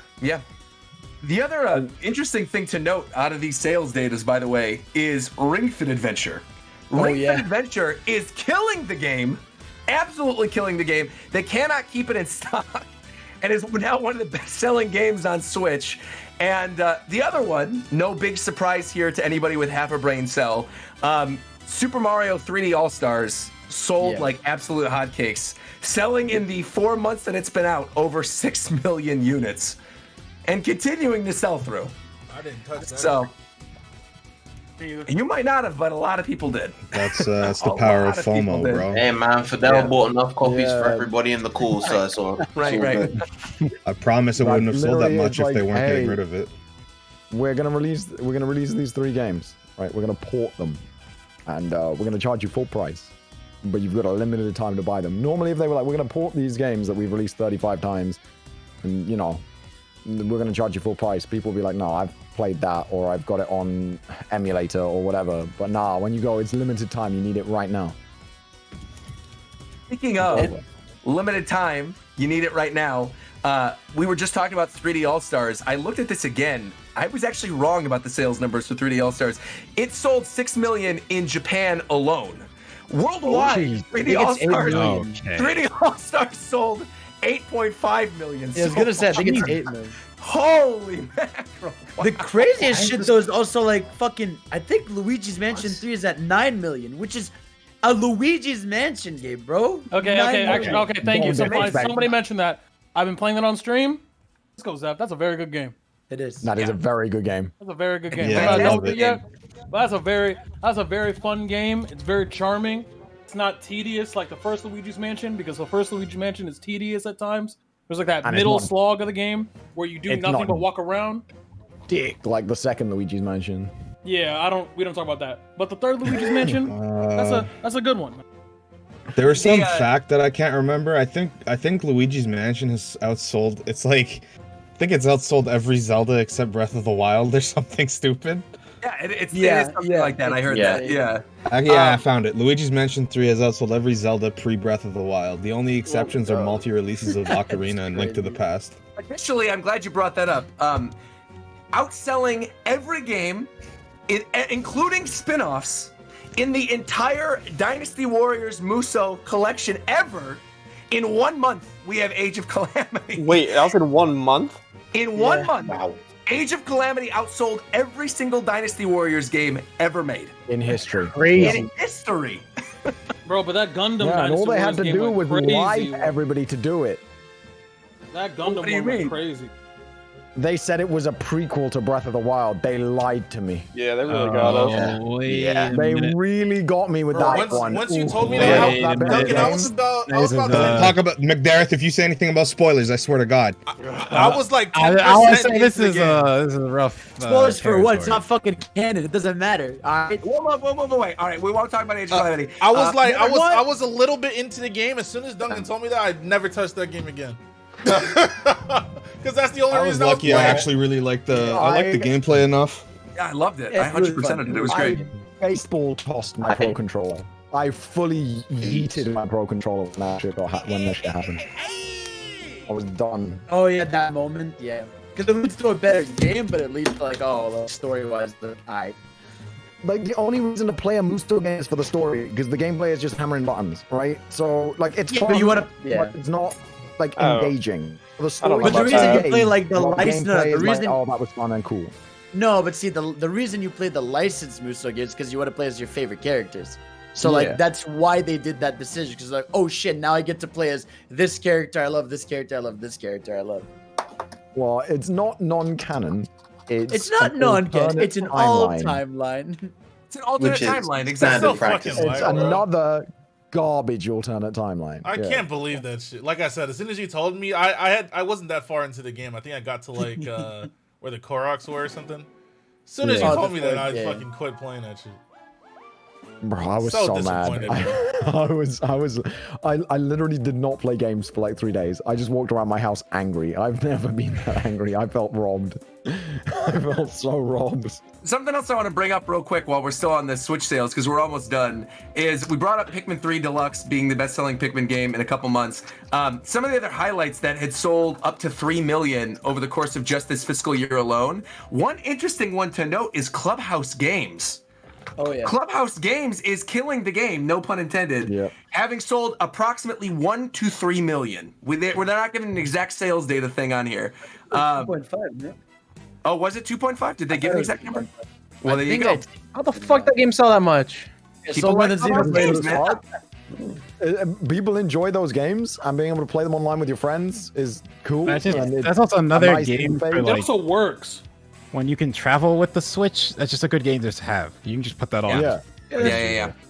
And then going back to one other quick thing in terms of like how the sales are going to continue, because obviously they will. There's a little thing that's on here that talks about like the main products that are coming out. I completely even forgot this was released, but I'm sure collectors have already purchased all of them. On February 12th, they released a Mario Edition Nintendo Switch, the blue and red Nintendo Switch. Yeah. And on March 26th, they are releasing the Monster Hunter Edition Switch with the limited edition Pro controller as well. Pretty. It's so pretty. It's gorgeous. It's so pretty. Yeah. It's so pretty. I just wish it was a Pro, but it's so pretty. Right. And then obviously 3D World was just released. We talked about that already. Monster Hunter's coming out and Bravely Default's coming out in about a week. And then Pokemon Snap comes out on April. And next Friday, I think, is when the Pokemon Day announcements, aren't they? It's next Friday? Is that we got Pokemon Day? We got Zelda Day. So that's the thing, is that there's rumors. This is a great time to transition. There's rumors that Grezzo is potentially working on something because they put out a hiring notice for a medieval game, Grezzo being the company that does all the remake games for the Zelda games. And so people are assuming that maybe they might be doing another remake on Switch right now. Duncan, you are the resident Zelda expert. What do you think? What do you think they'd be remaking? Skyward Sword. You think it's Skyward Sword? See, yeah, that's for sure. I think that's the only one. If it's 35th anniversary, though, when you think they do bigger than Skyward Sword? Well, like the original Zelda, the original Legend of No, Zelda. I would think like Ocarina. ROT. You think Ocarina? So I think no, they already because did 3D. Ocarina. I think no, because they redid Ocarina already with 3D. Right. And Skyward Right. Sword is the first game in this timeline. And I think they're going to properly milk that. They're like, you've played the last game, now play the first game, and it's going to be Skyward Sword. I agree. Yep. And I really hope they go the remake route instead of the remaster route, and they go like, the remaster route instead of the remake route, and they give it a proper overworld. Because Skyward Sword with a proper overworld would be a banger of a game. Because the dungeons are fantastic, the bosses are fantastic, the gameplay mechanics are really, really good. As much as people hate motion controls, I love the motion controls will work. Well, the motion controls will probably work better with Joy-Cons, and if they have the ultimate control scheme with a Pro controller, maybe. Yeah, they like what they did with like Galaxy, where like you just press R to recenter, like the thing, and then you just like slash or do whatever. Yeah, because you can't fundamentally, because you would have to literally change the entire game if you got rid of the motion control. Because like all the combat and a bunch it's of all directional combat. Yeah. I think the Joy-Cons will do it, and they'll do it better than the Wii controller ever did. Honestly, if they remake that game, they have to give you the option to not do that. I feel like that's the only. I feel like that's the main way to make Skyward Sword more appealing to people is take that out. I guess they could use the left stick. Integral, right? yeah, but that's like right stick. Yeah, but here's the thing: if I'm playing my Switch in handheld mode, how am I doing that? Yeah, you're right.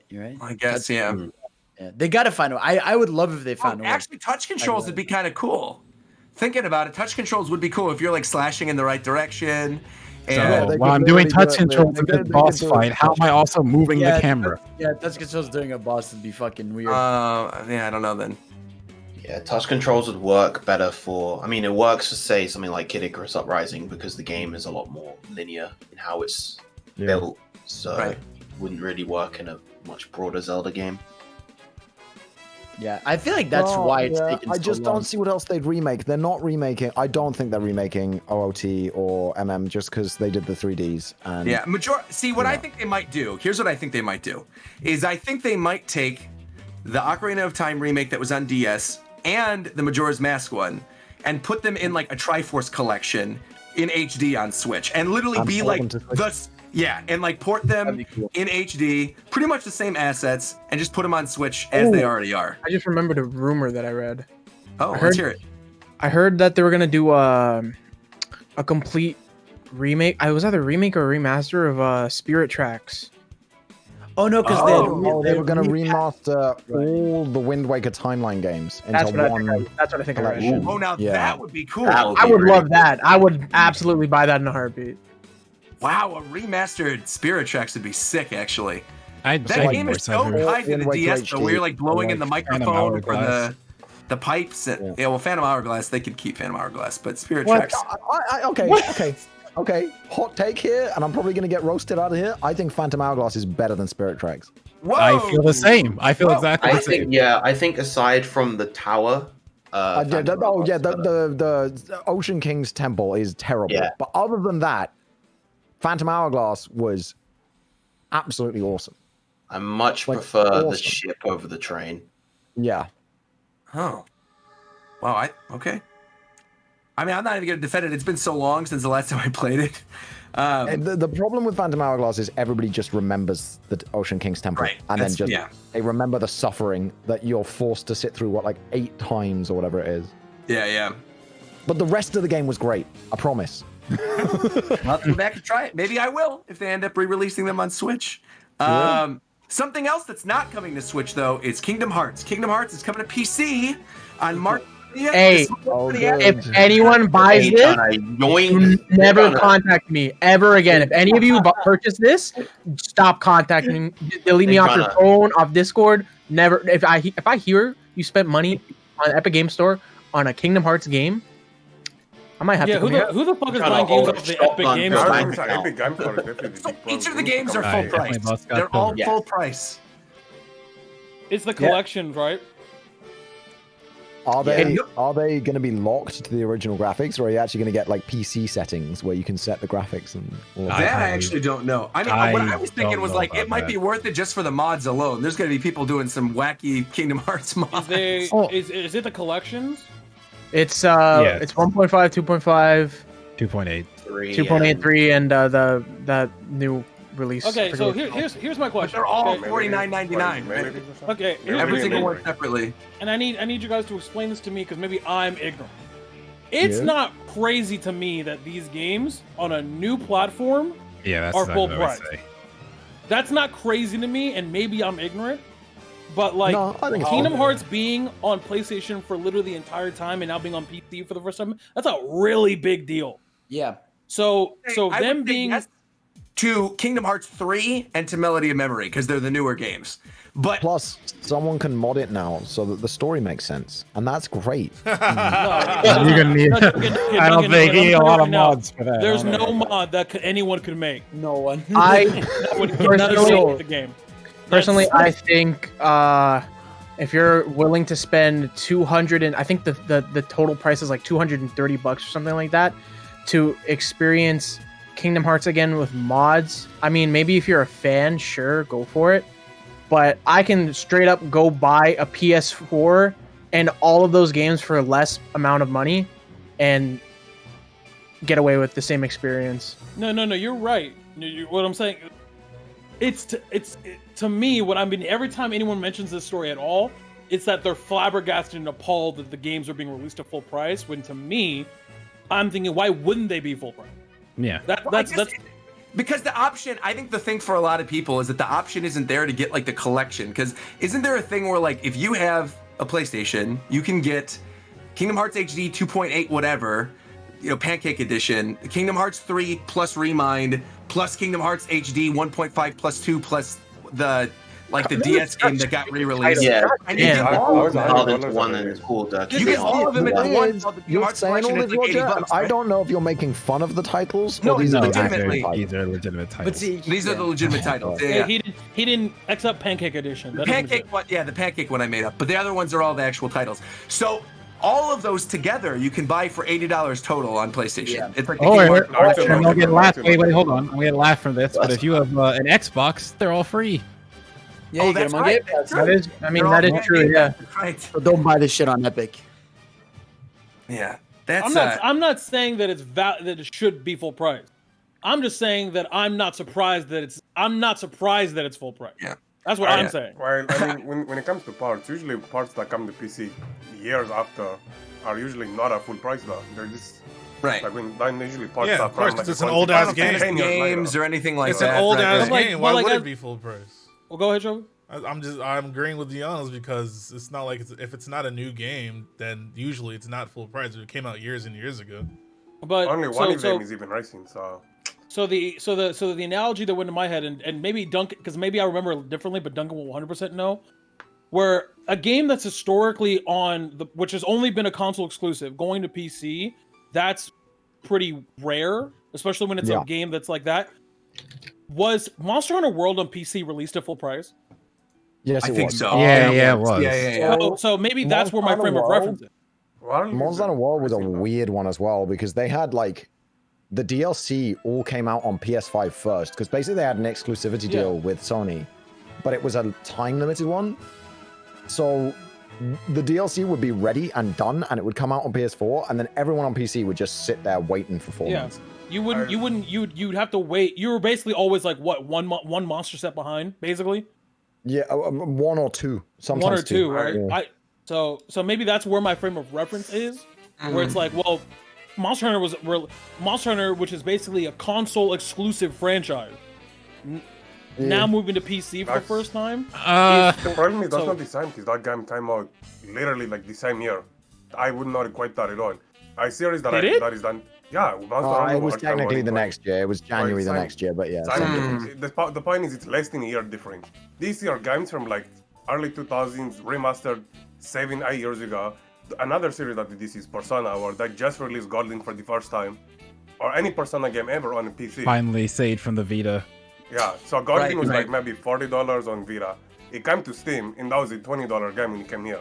Now they're releasing more games for that series, but those are full price because they just came out. That's different. And to back up what Janos is saying is, if you look back at the Final Fantasy games as well, too. Yeah, I was going to mention. Every time they re-release the Final Fantasy games, they're way cheaper. Yeah, it's like $15 No. Every time Square Enix releases something on PC, they're marked up quite a bit. Yeah. Well, no, but like the old, no. Final Fantasy 7 and 9 and 10, those were all cheaper. They were marked up on original release. Really? If you go on Steam now, you can find. I looked at this last week. If you go on Steam now, you can find Final Fantasy VI is still $30. Wow. It's a Square Enix thing. It's the way Square Enix does their stuff. Again with Final Fantasy, for reference for Final Fantasy VII Remake, they wait a year to have exclusivity rights for other consoles or PC. It's like it happened with 7, 8, and 9. Those weren't on PC when those got re-released on consoles until a year afterwards. Oh. And then they weren't even the same price after the year they were on the console. They got marked up back up to their original price. Weird. So I guess my question, and I'm asking this not because I literally don't have an opinion. I don't know what I think yet, but I'm asking. So what I'm hearing, and from not only people here, but just in general, is that a game should go down in value the older it is. Is what I'm hearing. Is because I think that traditionally that's what happens. No. I'm not asking what happens. I'm asking should or should not. I don't necessarily think so. Modern. It's no longer the newest thing anymore. So if there's new content, I think maybe there's a position for it, right? Like, but if it's the same game, then it should be cheaper. I think that's why people are up in arms about it. They're re-releasing Kingdom Hearts with nothing really new other than whatever that other game is. I have no idea what that other Kingdom Hearts game is. I think it's that they're re-releasing. Yeah, Melody of Memory. Yeah. None of them make sense. What it really comes down to is, did they put in the work to make it worth that price? So if it's a really solid port and it runs beautifully on like older hardware and like anybody can run it at 60 frames per second and it runs really well because they put a load of effort into the port, then maybe you can justify selling it for full price, or like maybe close to full price. Well, if it's like a garbage port like every other console to PC port we see, then I don't think it's worth full price. I feel like if it was on Steam and it had a workshop integrity, if they integrated like the Steam workshop stuff so people can start modding and like, I think that's right. This is on Steam. I understand that it's smarter if they have the price high and then they bring it down later. Like, naturally, it's good business for them. But I think in terms of like the general consumer or fans, that's what we're talking about. It's not why we all understand why these games are $60. That's not the argument here. Let me provide an example, just because again I don't know what I think yet, because I never really think about prices of game. Like, I just buy what I want. So it's it's not that great. Yeah. So let's take a kind of an analogous thing, something that's never been on PC before. So let's take Sly Cooper. Okay, so the Sly Cooper Sly Collection 1, 2, and 3 came out on late PS3, early PS4. Okay, you can buy them. You play it on PSN now. Okay, so you can play it right now for $9 whatever a month or whatever.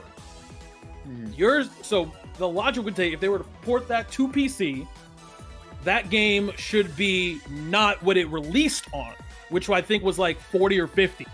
It should be cheaper than that because there's no additional content that they provided. They're just taking the game and putting it on a new platform. Is that what the consensus depending on is? how much work they put into the port. I really think it's case by case because, like, for example, for Kingdom Hearts, it's like this is just the collection from PlayStation coming on a different platform, and they're raising the price of it basically because a lot of these are way cheaper, like on PlayStation Xbox. It's like, especially like Kingdom Hearts 2.8, it's like 3 games, and like one of them is like just a cutscene movie. Another one is like one of them is like a I own all of those collections. Like I own, so it's like, which is why like I'm not sure. I'm just trying to figure out what I think because the analogy is that collection you can subscribe to PSN now right now and play all 3 Sly Cooper games for whatever it is a month for PSN now, or whatever it is a year. Or you can buy it for $50 or $40, whatever it is, on Steam. My question is why should it not be?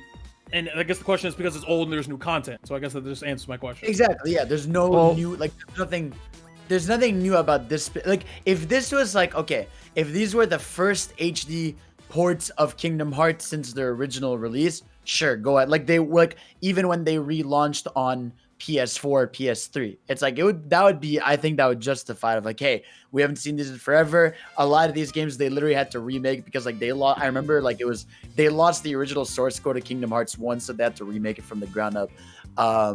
So like I'd understand if it was the first one, but by this point, this specific collection of Kingdom Hearts games has been ported to PS3 and then now PS4 and now PC. Like it's been a re-release of these collections. Like I would say personally, and this is speaking from just like personal interest in a series, like say for example, Metal Gear Solid 4 was going to come out on PC. Metal Gear Solid 4 is a game that literally is trapped on PS3. It is nowhere else. You can't get it anywhere else. If they were to somehow re-release Metal Gear Solid 4, and just like you were mentioning, Fidel, like go in and remake literally the source code from scratch, I would absolutely be willing to buy that for $50 on Steam. Like, no doubt about it. I think a big deal that I just realized is all these other games we talked about released on Steam. I think the fact that it's on Epic Games Store is probably why the prices are high. No. Okay, hold on. No. I think the price is high because one of the reasons they're able to do this is they have a deal with someone to keep the price high elsewhere, or just Square Enix being like, we never put stuff here, so we're gonna sell it full price. Kingdom Hearts fans will pay it. Exactly. But my thing is, if this was on Steam, it would be the same price. Epic Games Store has never once tried to up a price of a game. They just buy exclusive. They just buy exclusive rights. That's what they do. They don't try to raise the price of the game. They actually charge less of a cut than Steam as well. Like developers want to be on Epic Games because the cut is better than Steam. Like, so I don't think Epic's trying to drive up prices. I mean, look how much money they're making. It's a Square Enix business. I looked at the other games, and Final Fantasy 15 on Windows when it came out was only 50 instead of 60, and then it dropped like less than a year later to like $30, and then Final Fantasy 7 is only $10 on release, or $11.99, and it stays at $11.99 almost all the time. So I wouldn't really say I got marked up for any of their games prior. Yeah, but then those are also Final Fantasy PS like 1 era Final Fantasy games versus remakes of Kingdom Hearts that they made. 15 is it though? 15, I mean, and because that's what I was thinking of earlier when I brought up Final Fantasy as the example, because 15 released with the Royal Edition that had all of that stuff in it that was extra that you could have gotten, on PS5 or wherever you played it, PS4, wherever you played it originally. And like you were saying, it was $50 at release. It was still low. Yeah. But you can get it for free. Okay. You can get it for free. No, you can get Royal for free on PS Plus. Oh, I thought you meant Pirate. Oh, I guess that's true. That's true. Okay. No, they gave away because I downloaded a bunch of games that I'm never gonna play, like that game, a fucking Horizon. I played like 2 hours of that. You get it for if you have the PS5, you get all those they have like the whatever the collection. Look, please buy these games collection. Yeah, I know what you mean. Yeah, they usually discount a lot of PlayStation 4 games like very quickly too. I know what you mean though. You're talking about like the PlayStation Select thing where it's like all the best-selling games that were on PlayStation you can now get if you have a PS5. Yes. Yeah, I know what you're talking about. Oh wait, Yeah, so you said Royal? Isn't that the addition? Isn't that Final Fantasy 15? yeah, but like, thing all those, also called those Royal? games, can't you only get them if you are a PS5 owner? It's not like everybody who has no PS idea. Plus can get it. I have I'm no pretty idea. sure Yeah, it's- if those you have- 15 games. Yeah, it's PS5 only. Yeah, Well, it's I ordered my PS5 on September 15th. So of course. Yeah, we got our PS5. That's crazy. Yeah, I got my PS. I'm chill. But not everybody can do that. Yeah, not everybody has that. That would be amazing if actually. I think the real reason I think they're doing it is because Disney. I feel like a lot of the some of the cut of this game always goes to Disney, so they want to make money on it. Just charge full price. Again, like Square also has like Nintendoism with their prices. Like, so they do. There are games that are just like when they get released and stuff that they are more expensive. So either, and Kingdom Hearts fans have proven time and time again they'll buy the shit over and over. Yeah, sure. So. Also, shout out to Mr. Soul in the chat saying, "I just want Final Fantasy VII Remake on PC. Don't you worry, that exclusivity ends next month. Don't you worry." Everyone thought they were going to show something at the concert, and it never happened. Never happened. Yeah. So just you wait. Can't wait to buy it on Epic Game Store too. I just want like at least if I could at least get like a PS5 upgrade, please. Just like unlock it, make it 60. That would be great. I don't even need a PC port. Yeah. Well, the last thing I feel like we should talk about, real quick, actually, Sakurai talked about Among Us, so there you go. Among Us costume confirmed. But anyway, the main thing we should talk about is all the Sonic news. And I'm going to leave this entirely. Fidel, you are now the host for this section. Fidel, McDarren, take it away. Sonic news time. Go. You guys constantly forget that I too am always leave here.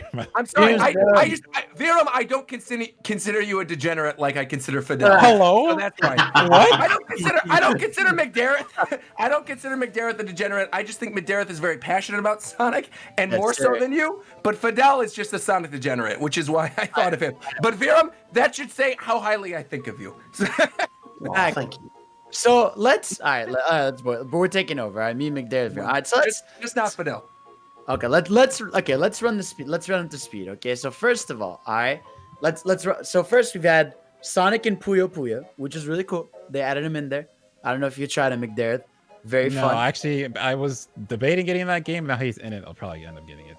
Yeah, I got it. Super fun, super dope. So we got that. Second of all, we got the Sonic Lego set confirmed. It was like a fan voted thing that people really wanted. So we're getting a Sonic Mania Lego set.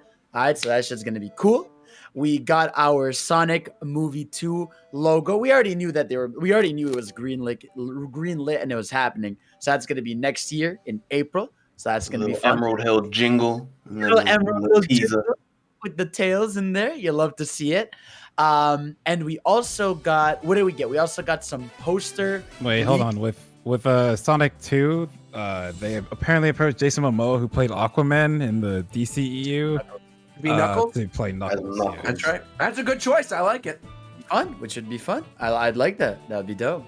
And what else we got? We also got we've had the logo for a while. We had the posters that are apparently real, that is showing what the slogan is, which is unstoppable for generations, which is very fun. And I think what's the other tidbit I'm missing? Is that, and the show. Obviously Sonic Prime officially announced. I was going to say it's the Sonic voice actor getting fired. Yeah, of course. I was getting, that ties into that. Oh, we got okay. Yeah, we got Sonic Prime announced, and obviously that caused the whole shit show of the voice actors, because obviously it wasn't a coincidence that 3 days before Sonic Prime was announced, Roger Craig Smith said he wasn't coming back for the role. But we officially have confirmation that the Netflix show is Sonic Prime coming out next year. So let's talk about this shit. So the biggest thing here is Roger Craig Smith, right? Not coming back. What do you think? What's up, McDarrett? I mean, they kind of do this eventually. I'm more interested, besides the show, if they're gonna did they do the game as well? Because they should be far along in that at this point. Yeah. It so I don't know if they recasted that too, but they've always done this eventually. Like one of the Sonic group of voice actors, they swapped them out for the 4Kids cast. Right. Yeah, but 2003. I want to say 2003. But they keep Mike Pollock as Eggman. He is eternal. Thank God. Yeah. Keeps it. He's now been Eggman for 18 years. Yeah, it's crazy. Do you think it was because like there's been a lot of back and forth online? Like, do you think it was an amicable ending, or was it like? Do you think it was worse? Like, do you think it was like a contract issue, or do you think it was genuinely? Because like obviously with a lot of them leaving at once, it feels like there might have been more. No, I think just like Sega decided Sega decided, yeah, let's just recast. Yeah, but go in a different direction. Mike with Pollock it. just. I feel like Mike Pollock has done the role for so long that as long as he wants to do it, he'll probably keep it. Yeah, that's true. Roger Craig Smith was the longest running Sonic VA actually, which is kind of weird. It doesn't feel like that was the case because I think a lot of people more closely associate with like Ryan Drummond and Jason Griffith, but Yeah, Jason Griffith for sure. Roger was the voice of Sonic for 10 years. It's just that he was the voice for the games that people don't immediately think of as like childhood classics. He was a good voice for good games like Colors and Generations and stuff, but like he voiced also it, Sonic Boom in there, and yeah. He basically voiced the era of Sonic games where the stories were more like Saturday morning cartoon style, as opposed to no, the stories were just shit. Yeah, shitty. Like I mean, like the shitty morning cartoon stuff where it's like just let's crack a joke here and there, as opposed to the older ones which were more like at least trying to tell like I don't know what you're talking about. Sonic Boom's my favorite anime. The TV show, actually, the Sonic Boom TV show and the writing of the characters is incredibly well done. The overall story is bad. That's horrible. Yeah, of course. Also, I know that the lie, Duncan. Your favorite anime is Full Metal Alchemist Brotherhood. I know that. I don't know what you're talking about, man. Never heard of it in my life. His favorite anime is Fairy Tail. No, his favorite anime is Keijo. There you go. That show's clean. That show's clean. Yeah, and like what's it called? Oh, it was interesting at least like about I think what's the show synopsis to me gives me a good hope for like the future of the games, because like the show synopsis, yeah, it's Sonic traveling the multiverse, right? And it's a story about like growth and redemption, which is like when I read that I was like, that's fucking weird. But, like, Yeah, no, it's telling for their fucking franchise. That is true. It's true. Redemption. Maybe it's redemption for like past few games. But I don't know. Yeah, I think like at least the idea of it, that they're at least trying to go back to a more like let's try to tell a story. Because again, no matter what, like at the end of the day, Sonic's just like it's a platformer. It's meant to like you're meant to play levels and stuff. But like at least the older games, like the big appeal of Sonic is like people really love the characters and the story shit. So at least the idea of them going back, because we know this show also is within the modern game continuity. Like they said, it's not like yeah, they're not doing Boom and making a new universe. Yeah, Correct me if exactly. I'm wrong. I almost am sure of the fact that like 4 months ago or 5 months ago, like a while ago, we did a show where we talked about this show leaking. Didn't Netflix put out a tweet or something? Yeah, leaking that they were doing a Sonic show and it was supposed to happen, and now they officially announced it. Yeah, it was weird. It was in December where like they just tweeted it and then they just deleted the tweet. Very odd. That was weird. I don't know if that was like a weird misschedule or if like they were like last second Sega was like, hey, not now, because we're dealing with the voice actor stuff. So who knows? But either way, we should like either way. I mean, assuming because again, like usually last year we didn't get it because COVID fucked everything, and then they decided to take their time. Usually SXSW is where we got the Sonic stuff in Honestly, March. that's probably the best, one of the best things that come from this. Won't lie to you. Yeah, that we didn't get a rushed fucking game again. Yeah, I agree. Like, I just want them to take their time and make something good. That's all. Yep. You think that announcement's going to happen at like a digital South by Southwest this year? I mean, they're going to do it this year. It's 30th anniversary. Yeah, they're going to say something. We just don't know when. It's not a coincidence. Literally within these 2 weeks, like 2-3 weeks, we got the Puyo stuff, the show, the what's it called, the all this stuff. Like they're clearly ramping up, like the Sonic movie stuff. Like they're in their official like marketing phase. We're here, so it like literally all we have left is like games, so they can finally have like new merch and new stuff associated with. And then I really think we're getting. We can speculate on what they're gonna do. Like I think there's gonna be 3 pillars. I think we're gonna have our 3D thing.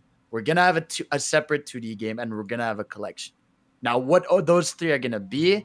Okay, so I don't know about the collection. You don't think there's gonna be... People keep tossing it. It's Sega. People keep tossing this around, but like Sega doesn't always just do the thing that's like, oh yeah, this is gonna be a smart idea. We should do this. They just done Sonic collections before. That's not new. But they do them at like random times. I mean, there was I think it was for the 15-year.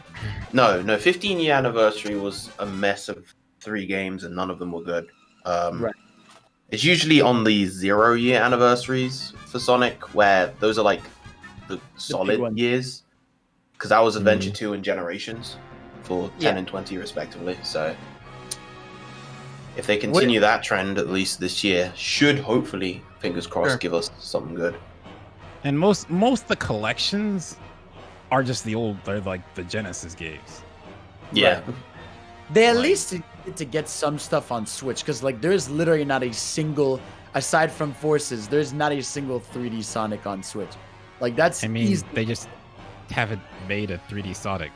No, old ones. I mean like collection, like for a collection wise. Like the fact that you mean like Sonic Adventure 1 and 2? Yeah, like the fact that Adventure 1 and 2 are on Switch, the fact that Colors is on Switch, the fact that like Generations, like that's easy money. Okay, hold on. But those games aren't on anything. Like I think though I see where Fidel's going. I get where he's going, but my point is it doesn't make sense with Sonic because those games aren't put on anything else anyway. They put them on PC because that's easy. At least they're on PC, yeah. But if you're gonna put like what I think this maybe would be the safe direction to go in is you just remake 1 and 2 similar to like Crash and Spyro and all these other platformers have been doing, and you remake them and you release them on all the modern consoles. Okay, look, I got as a big Sonic and Sega fan, I get where you're coming from, but it's Sega. They just don't do this. They don't do things that would make tons of sense. They don't do it. But they have said in recent financials, because of the big success of the Persona port to PC, that they're gonna look into doing more ports. When they do it, and like when Roger's talking about, hey, let's remake these games, and it's like, well, we don't know. They're not gonna do that. I just feel like that's a big game. We don't know. Like, bro, they made a racing game, okay, right? Yeah. Racing game, and instead of taking the time, let it be a really big and fun, interesting thing, they rushed it, and now there's a bunch of issues with it. They got a studio with a lead developer who helped make Crash Bandicoot. And instead of giving them time to make a good game that lasts ages, make this whole new arc for Sonic, they forced them to put it on the Wii U last minute that can't run Unreal Engine and fuck the whole game. Like, Sega just half the time doesn't do the smart thing. They just don't. Now, granted, though, shout out by the way to Shofu. I gotta say, excellent choice of music during that conversation. Really well done. I don't even know what does he have in the background. I just heard it. And no, they definitely rushed TSR. As someone who's played TSR, I know that. I know shit out of that. No, I'm looking at chat. I'm looking at chat. They tell me, oh, it's delayed. They delayed TSR because it was going to come out right next to Smash Ultimate, which would have been suicide. They delayed it because they couldn't get Danica Patrick back in the game. To be fair, though, those 2 games are made by external developers, though. Yeah, Sumo Digital. But my thing is, Sumo Digital made Transformed, which was a better game with less issues. We're not gonna compare a kart game to the mainline game, which we haven't gotten in 4 years. But my thing is, Sega promotes TSR and promoted Boom like they are mainline games. This is what they do. I don't think. Right. But see, So, I don't fans, think I have so. a question. Yeah, I have a question. Go for it. So the whole point of the Sonic franchise is that Sonic runs real fast, right? Yes. That's like the whole thing. Why does he need a go-kart? That make it fair for everyone else, bro. You make it fair for everyone else if Sonic isn't running. Is that literally the story? No, but Okay, if you want actual canon, because it's there, it's dumb, but it's there. Okay, McDermott, what do you want? Like, tell me, what do you exactly want? New fucking game. I want a new game. I want them to actually take their time. I want them to fucking write Tails like he isn't a character who just went back to the past. It is just a wimp again. I want them to actually put Blaze in a game again. I want them to actually take their time, make a good game, actually flesh out a story, and there make an overworld hub. He said it. Good game. You're a funny guy, man. Like, I just want them to take their time with the game. That's all I want. Because half the time they release a Sonic game, it's almost good. But you could tell at the last second they decided, fuck it, put the shit out, and then all these other parts are just I resonate with this heavy McLaren. What do you want? Sonic is the series that is like there's always this kind of underlying potential, and I think a lot of that is because you see like fan projects for Sonic, and they take these massive strides in the right direction to how a Sonic game should like feel, and Sega are never there. Like the official developers themselves are never there, and it's constantly frustrating to see. Right. And you just want them to take that extra step because you know that the game is actually going to be really good if they do, but they never do. I think you know, as someone who likes to look on the brighter side of these things, you know what I mean? I do think the fact that I think the backlash of, because there is a Sonic cycle of like, once there's like one or two like 3D games that like are meh, they come back with a swinging one. You know what I mean? That happened in the old era, and that's happened. I think that's not. I genuinely, I'm telling you right now, there is no way the next 3D game is another Forces. I genuinely think it's gonna be. You see, you have to understand something. Like, I feel like people probably think I hate it. I actually like Sonic Forces. I think that game's actually okay.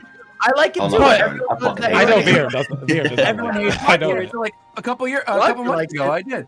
Yeah, I thought it was decent. I didn't love it, but I thought for the $10 price tag I got it for, it was fine. There you go. Yeah, I bought it full price. I got TSR for free and still bought the game I'd be again. upset if I bought it full price. I'm gonna be real with you, but like $10, it was great. I got my $10 worth. But I also know that Forces has a lot of issues and could have been much better. That's the part that annoys me. Absolutely, I understand where you're coming from. You're not crazy. You're totally right. But I do think because 4 years for a game like for the fact that we haven't got a mainline Sonic thing that's 2D or 3D now in this year is going to be 4 years. That's true, Sebastian. I did buy Sonic Forces like 6 times. The fact that we haven't gotten one in that long tells me they've taken their time. Listen, we don't need to get into that. I think we're here's what's gonna happen. I'm telling you what's gonna happen. All right. I don't think we're getting a Mania 2. I think we're getting a modern style 2D Sonic.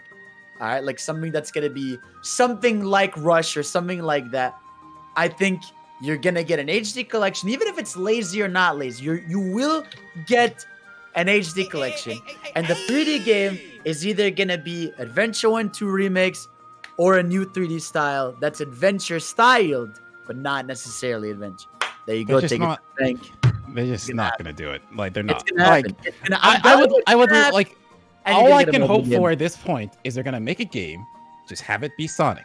If they want to keep the Avatar thing, you know what? It was okay in Forces. They want to keep that, whatever. They're probably not going to, but they're gonna. Avatar thing was awesome. I'm gonna be honest. Like having like a panda that looks like he's high all the time run through a level is pretty great.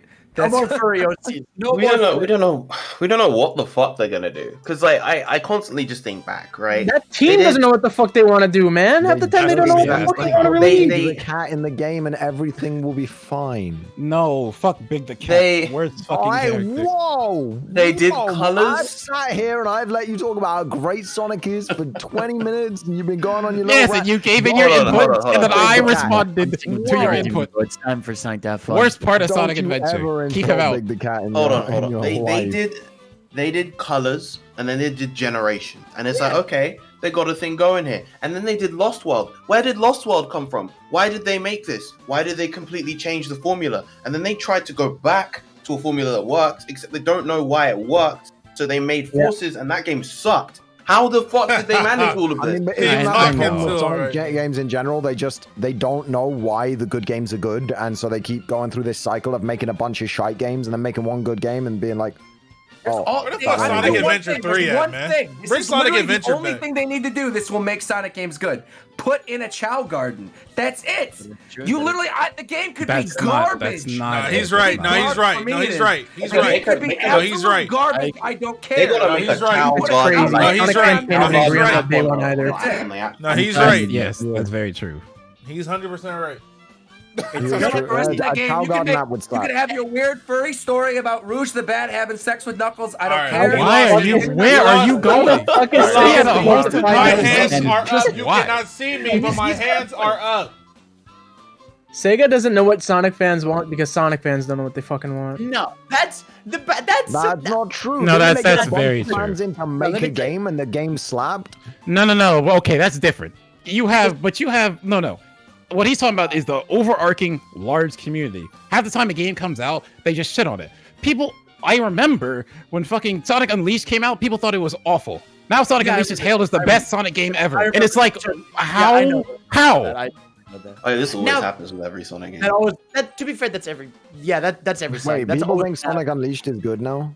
Yes, people overwhelmingly think Unleashed is the best Sonic game. Yeah. When that game came out, people hated it. Right. Like, especially the Yeah, I nighttime. remember- Like, people for some reason now, like, people- yeah, it was. Just I remember. like because that's what I always felt like is they listened to the overarching community that after every game just completely changes opinion of what it wants, and they just like scramble around to make something different rather than just picking a game, seeing what works, and, like go with that and fix it. That's what I thought Forces was doing with Generations. Nintendo business model of just not giving a fuck what anybody says and just releasing what they want to release. No, honestly, I really do think they have this cycle and this is actually most video game developers. They have this cycle where like when a game or two have like the bad, like you feel like you're in the bad timeline if things are going south, like the next thing is gonna bounce. I'm telling you, the next 3D game, there's never gonna be one that satiates everybody, but the next thing is either gonna be something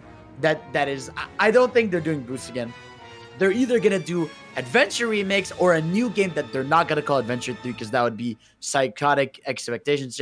That's gonna be adventure style, where it is you have more control over the movement in the environment. Maybe you have some like your boost segments or whatever. You're gonna have that. You can have a 2D game. Again, I don't think it's gonna be Mania 2 because those developers went to make their own studio, Everstar Studio, which they haven't announced the game yet, so maybe they are still working on them. I don't know. But either way, that's gonna happen. That's it. That's all. It's not gonna happen, by the way. That won't happen. Where's the foundation for that expectation? That's someone wanted because it's like that just sounds like what a true fan would want this stuff. But then you think about what is Sega going to actually do, and they're not going to do that. The last time they did an adventure style game was 06. Big the Cat's Chow Garden. Yeah. That's Bro, what we want. if you don't get out of here, Big the Cat. True fans want Big the Cat's Chow Garden for iPhone, right? And don't give a fuck about the rest. That's all we want to play. But they even said in their financial report they've got multiple games coming this year, so they have multiple things. We know they will factually have. Some of those are going to be mobile games. Of course, they are going to be mobile games, but and they've said multiple times that they with how massive Sonic Mania was, and they understand there's a crowd for 3D. They know they're going to continue to do 2D shit and continue to do 3D shit. Let's just let's just get excited. All right, we'll see if it doesn't work out. It doesn't work out. Until then. Let's get excited! Come on, new era. I was really excited about. I was around. I would just pace around thinking about Sonic Forces and thought about the Tails part again. And then after thinking about that, I can't be excited because it's like, how do you literally write a character? Okay, that over 30 years you have developed them, and then just do this one scene that you easily could have fixed and just take them back 30 years. How? And also we have Aaron Webber, I think, who went to like a higher role at Sega to be able to make more influential decisions on this stuff because he was vocally critical about Force's writing and stuff. So it's good. Don't worry, it's gonna, guys. It's gonna be fine. Everything's gonna be lit. All I gotta say now is this. Right? I've grown up with Sonic for most of my life. I absolutely love Sonic, but fuck Sonic the Hedgehog. Jesus Christ. Talk to him! All right. I don't understand. I don't understand how you go from like Roger's base. What was it? Sonic 06. How do you go from Sonic 06 to the Secret Night or whatever the fuck it was to Sonic World to like? Are they just snorting it up? That's the whole thing. They don't stick with anything, and it's frustrating. It really is. Wait, but the Secret Ring and Black Knight one, those both are like storybook games, right? Yeah. So that's kind of themed. I somewhat understand that. But the Generations was odd. Yeah. No, but they go to that. No, they go to that two colors. Formula. And then it's Generations. Like the problem, what his point is like you look at Mario. Mario games are very like 64 to Odyssey. The theme is very much the same. They add new things and they change up stuff with technology, but it's very much the same. You go to area, you collect the thing, you right. But you look at a Sonic game, and half the time it's all this new stuff changes all the time, and it's tiring, bro. You can't I'm focus. listen, We're in a Put him new era, down. bro. Just put him down. No, listen. No. Bring him I'm up not back. doing that. I'm not Bring him doing up that. back. He'll never die. He'll never die. Listen, I'm telling you right now. Movie era, we're in the best timeline. Sonic Prime's gonna be lit. Next games are gonna be lit.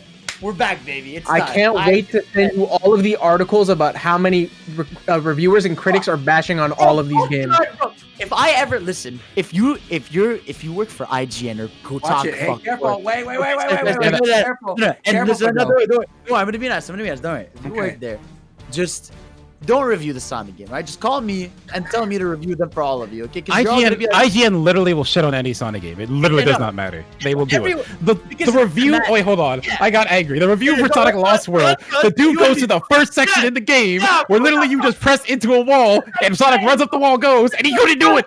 Like what? Exactly. And he complained. What's wrong with IGN, Absolutely bro? not. Come on, bro. Nah, listen, my point is, don't listen to Sonic reviewers because all they do is go like, oh, we just got a review code for Sonic. Oh, fuck me. And someone plays 2 levels and they're like, it's Sonic. Don't interact with it. I can't take All this right. anymore. If y'all don't shut the fuck up, bro. Oh my god. Shut the fuck up. Shut up.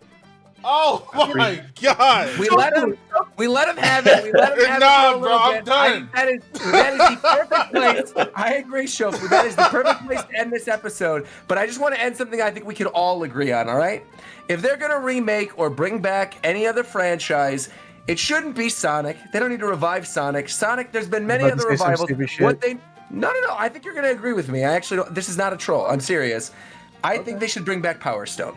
I was, Yes. bro, Roger Yes. is my fucking Yes, please. guy, bro. Power Stone could have really been something today. Yeah. It really could Bring have. back Power Stone. It's all good. Happy ending. Just like Knuckles and Rouge. Until the next All right. episode. I talk don't to you fuck guys with later. none of y'all. I have a question. One question and then I'm done. Which Yeah, of it's you fine. degenerates is responsible for me Googling Kaijo to find out what it was? Who said it? Who was said that Roger. name out loud? What? Because that's in my Google No, search was it history. Tito or for was Let's it go, Roger? Kaijo. K. Joe. Let's It was go. Tito. I think it was Tito, bro. Who was it? Shofu loves Sonic, by the way. I grew up with Sonic just like the rest of y'all, but I'm not. I don't give a fuck like that, bro. What do you- Y'all losing your what do you want? goddamn minds over this fucking rodent. Y'all don't Shofu, shut talk the to me. fuck Nah, up. Shofu, talk to me. What do you want from the next Sonic game? Let's go. I don't give a fuck. Yeah, but if you were forced to play it, like, what would you want to play? Sonic Adventure 3. That's what I There we want. go. So what's happening just for Sonic Shofu? Adventure 3 is what I want. Not these fucking wacky ass, bootleg ass. Why are Sonic's This arms is blue? dead. Exactly, bro. Fuck, give us Adventure. Why Two. is Listen Knuckles to a big, buff, dumb guy? Like, what happened? Yeah. something. Boom was an odd time. I agree. Shofu got it right. That's bro. That's all they ever needed to do. The McDarris for real sounded like he was about to pop a blood vessel in his You have to forehead. understand how much time I thought about this stuff, I discussed understand. this stuff, so it's just there. And if you bring up something, then the floodgates just It go. sounded like he was on a incredible, podium in man. front of the council, pouring his heart out like he's about to die. See, I've been in that same spot, McDareth, but I've reined it back just a Hey, little just bit. get it Just out, a It's little really not that bit. deep. It's really never been that deep. Never will be that deep. Dude, you gotta Never give me a should hug. be that deep either. You gotta give me a hug, me there. Let's go. Bro. Yes, It's sir. COVID. What are you doing? Back up. Nah. It's time. I'm Bro, I giving you said COVID right now. It's not. Oh my god. That's crazy. Trying to get I us all respect your optimism, Fidel. No, I respect it, but it's I'm at the not. same time, it's like I just can't. I've been not optimistic. there. I've been there. Now I I'm need an to see old something. man now. My Anyway, optimism make and my sure to- smile are gone.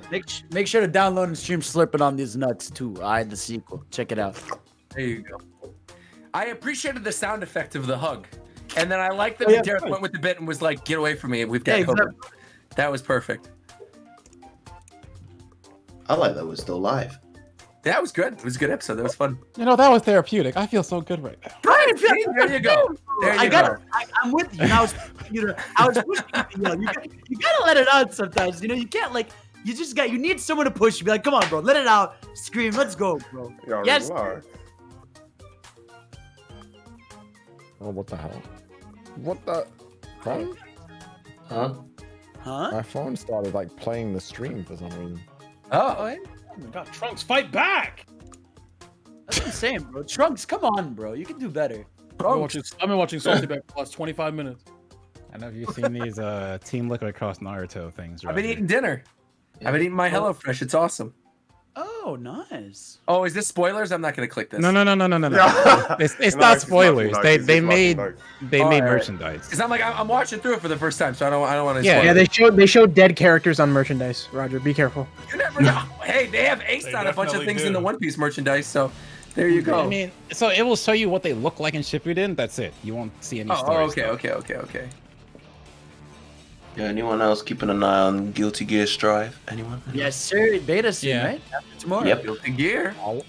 Isn't it only on PS5? PS4 and PS5, so not PC. I gotta be honest. I don't the like game is it. on PC, but you just The game is can't- on PC. The Yeah, it's not beta. them. Beta, It's like, why is it tie dye? I will wait. Roger, Yeah, that's the the tie-dye style part is kind of nowadays. weird. You gotta I take like off. it. It is kinda You gotta weird. take off the With same the Sasuke polos that you're wearing all the and Naruto on the time. You gotta start wearing tie dye. Tie-dye's popping off right now. I really on like Korean merch. the denim jacket. The denim jacket looks so nice. Yeah, the It's denim sad to me jacket that is nice. the Karuma's on the inside, but like the reference to that is kind of cool. But like, I would love to have Karuna on the outside.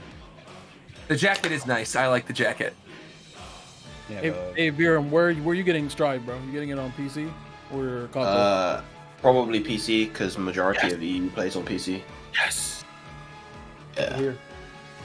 I'll play on both. All right, well, I'm out. Noriyuki the main.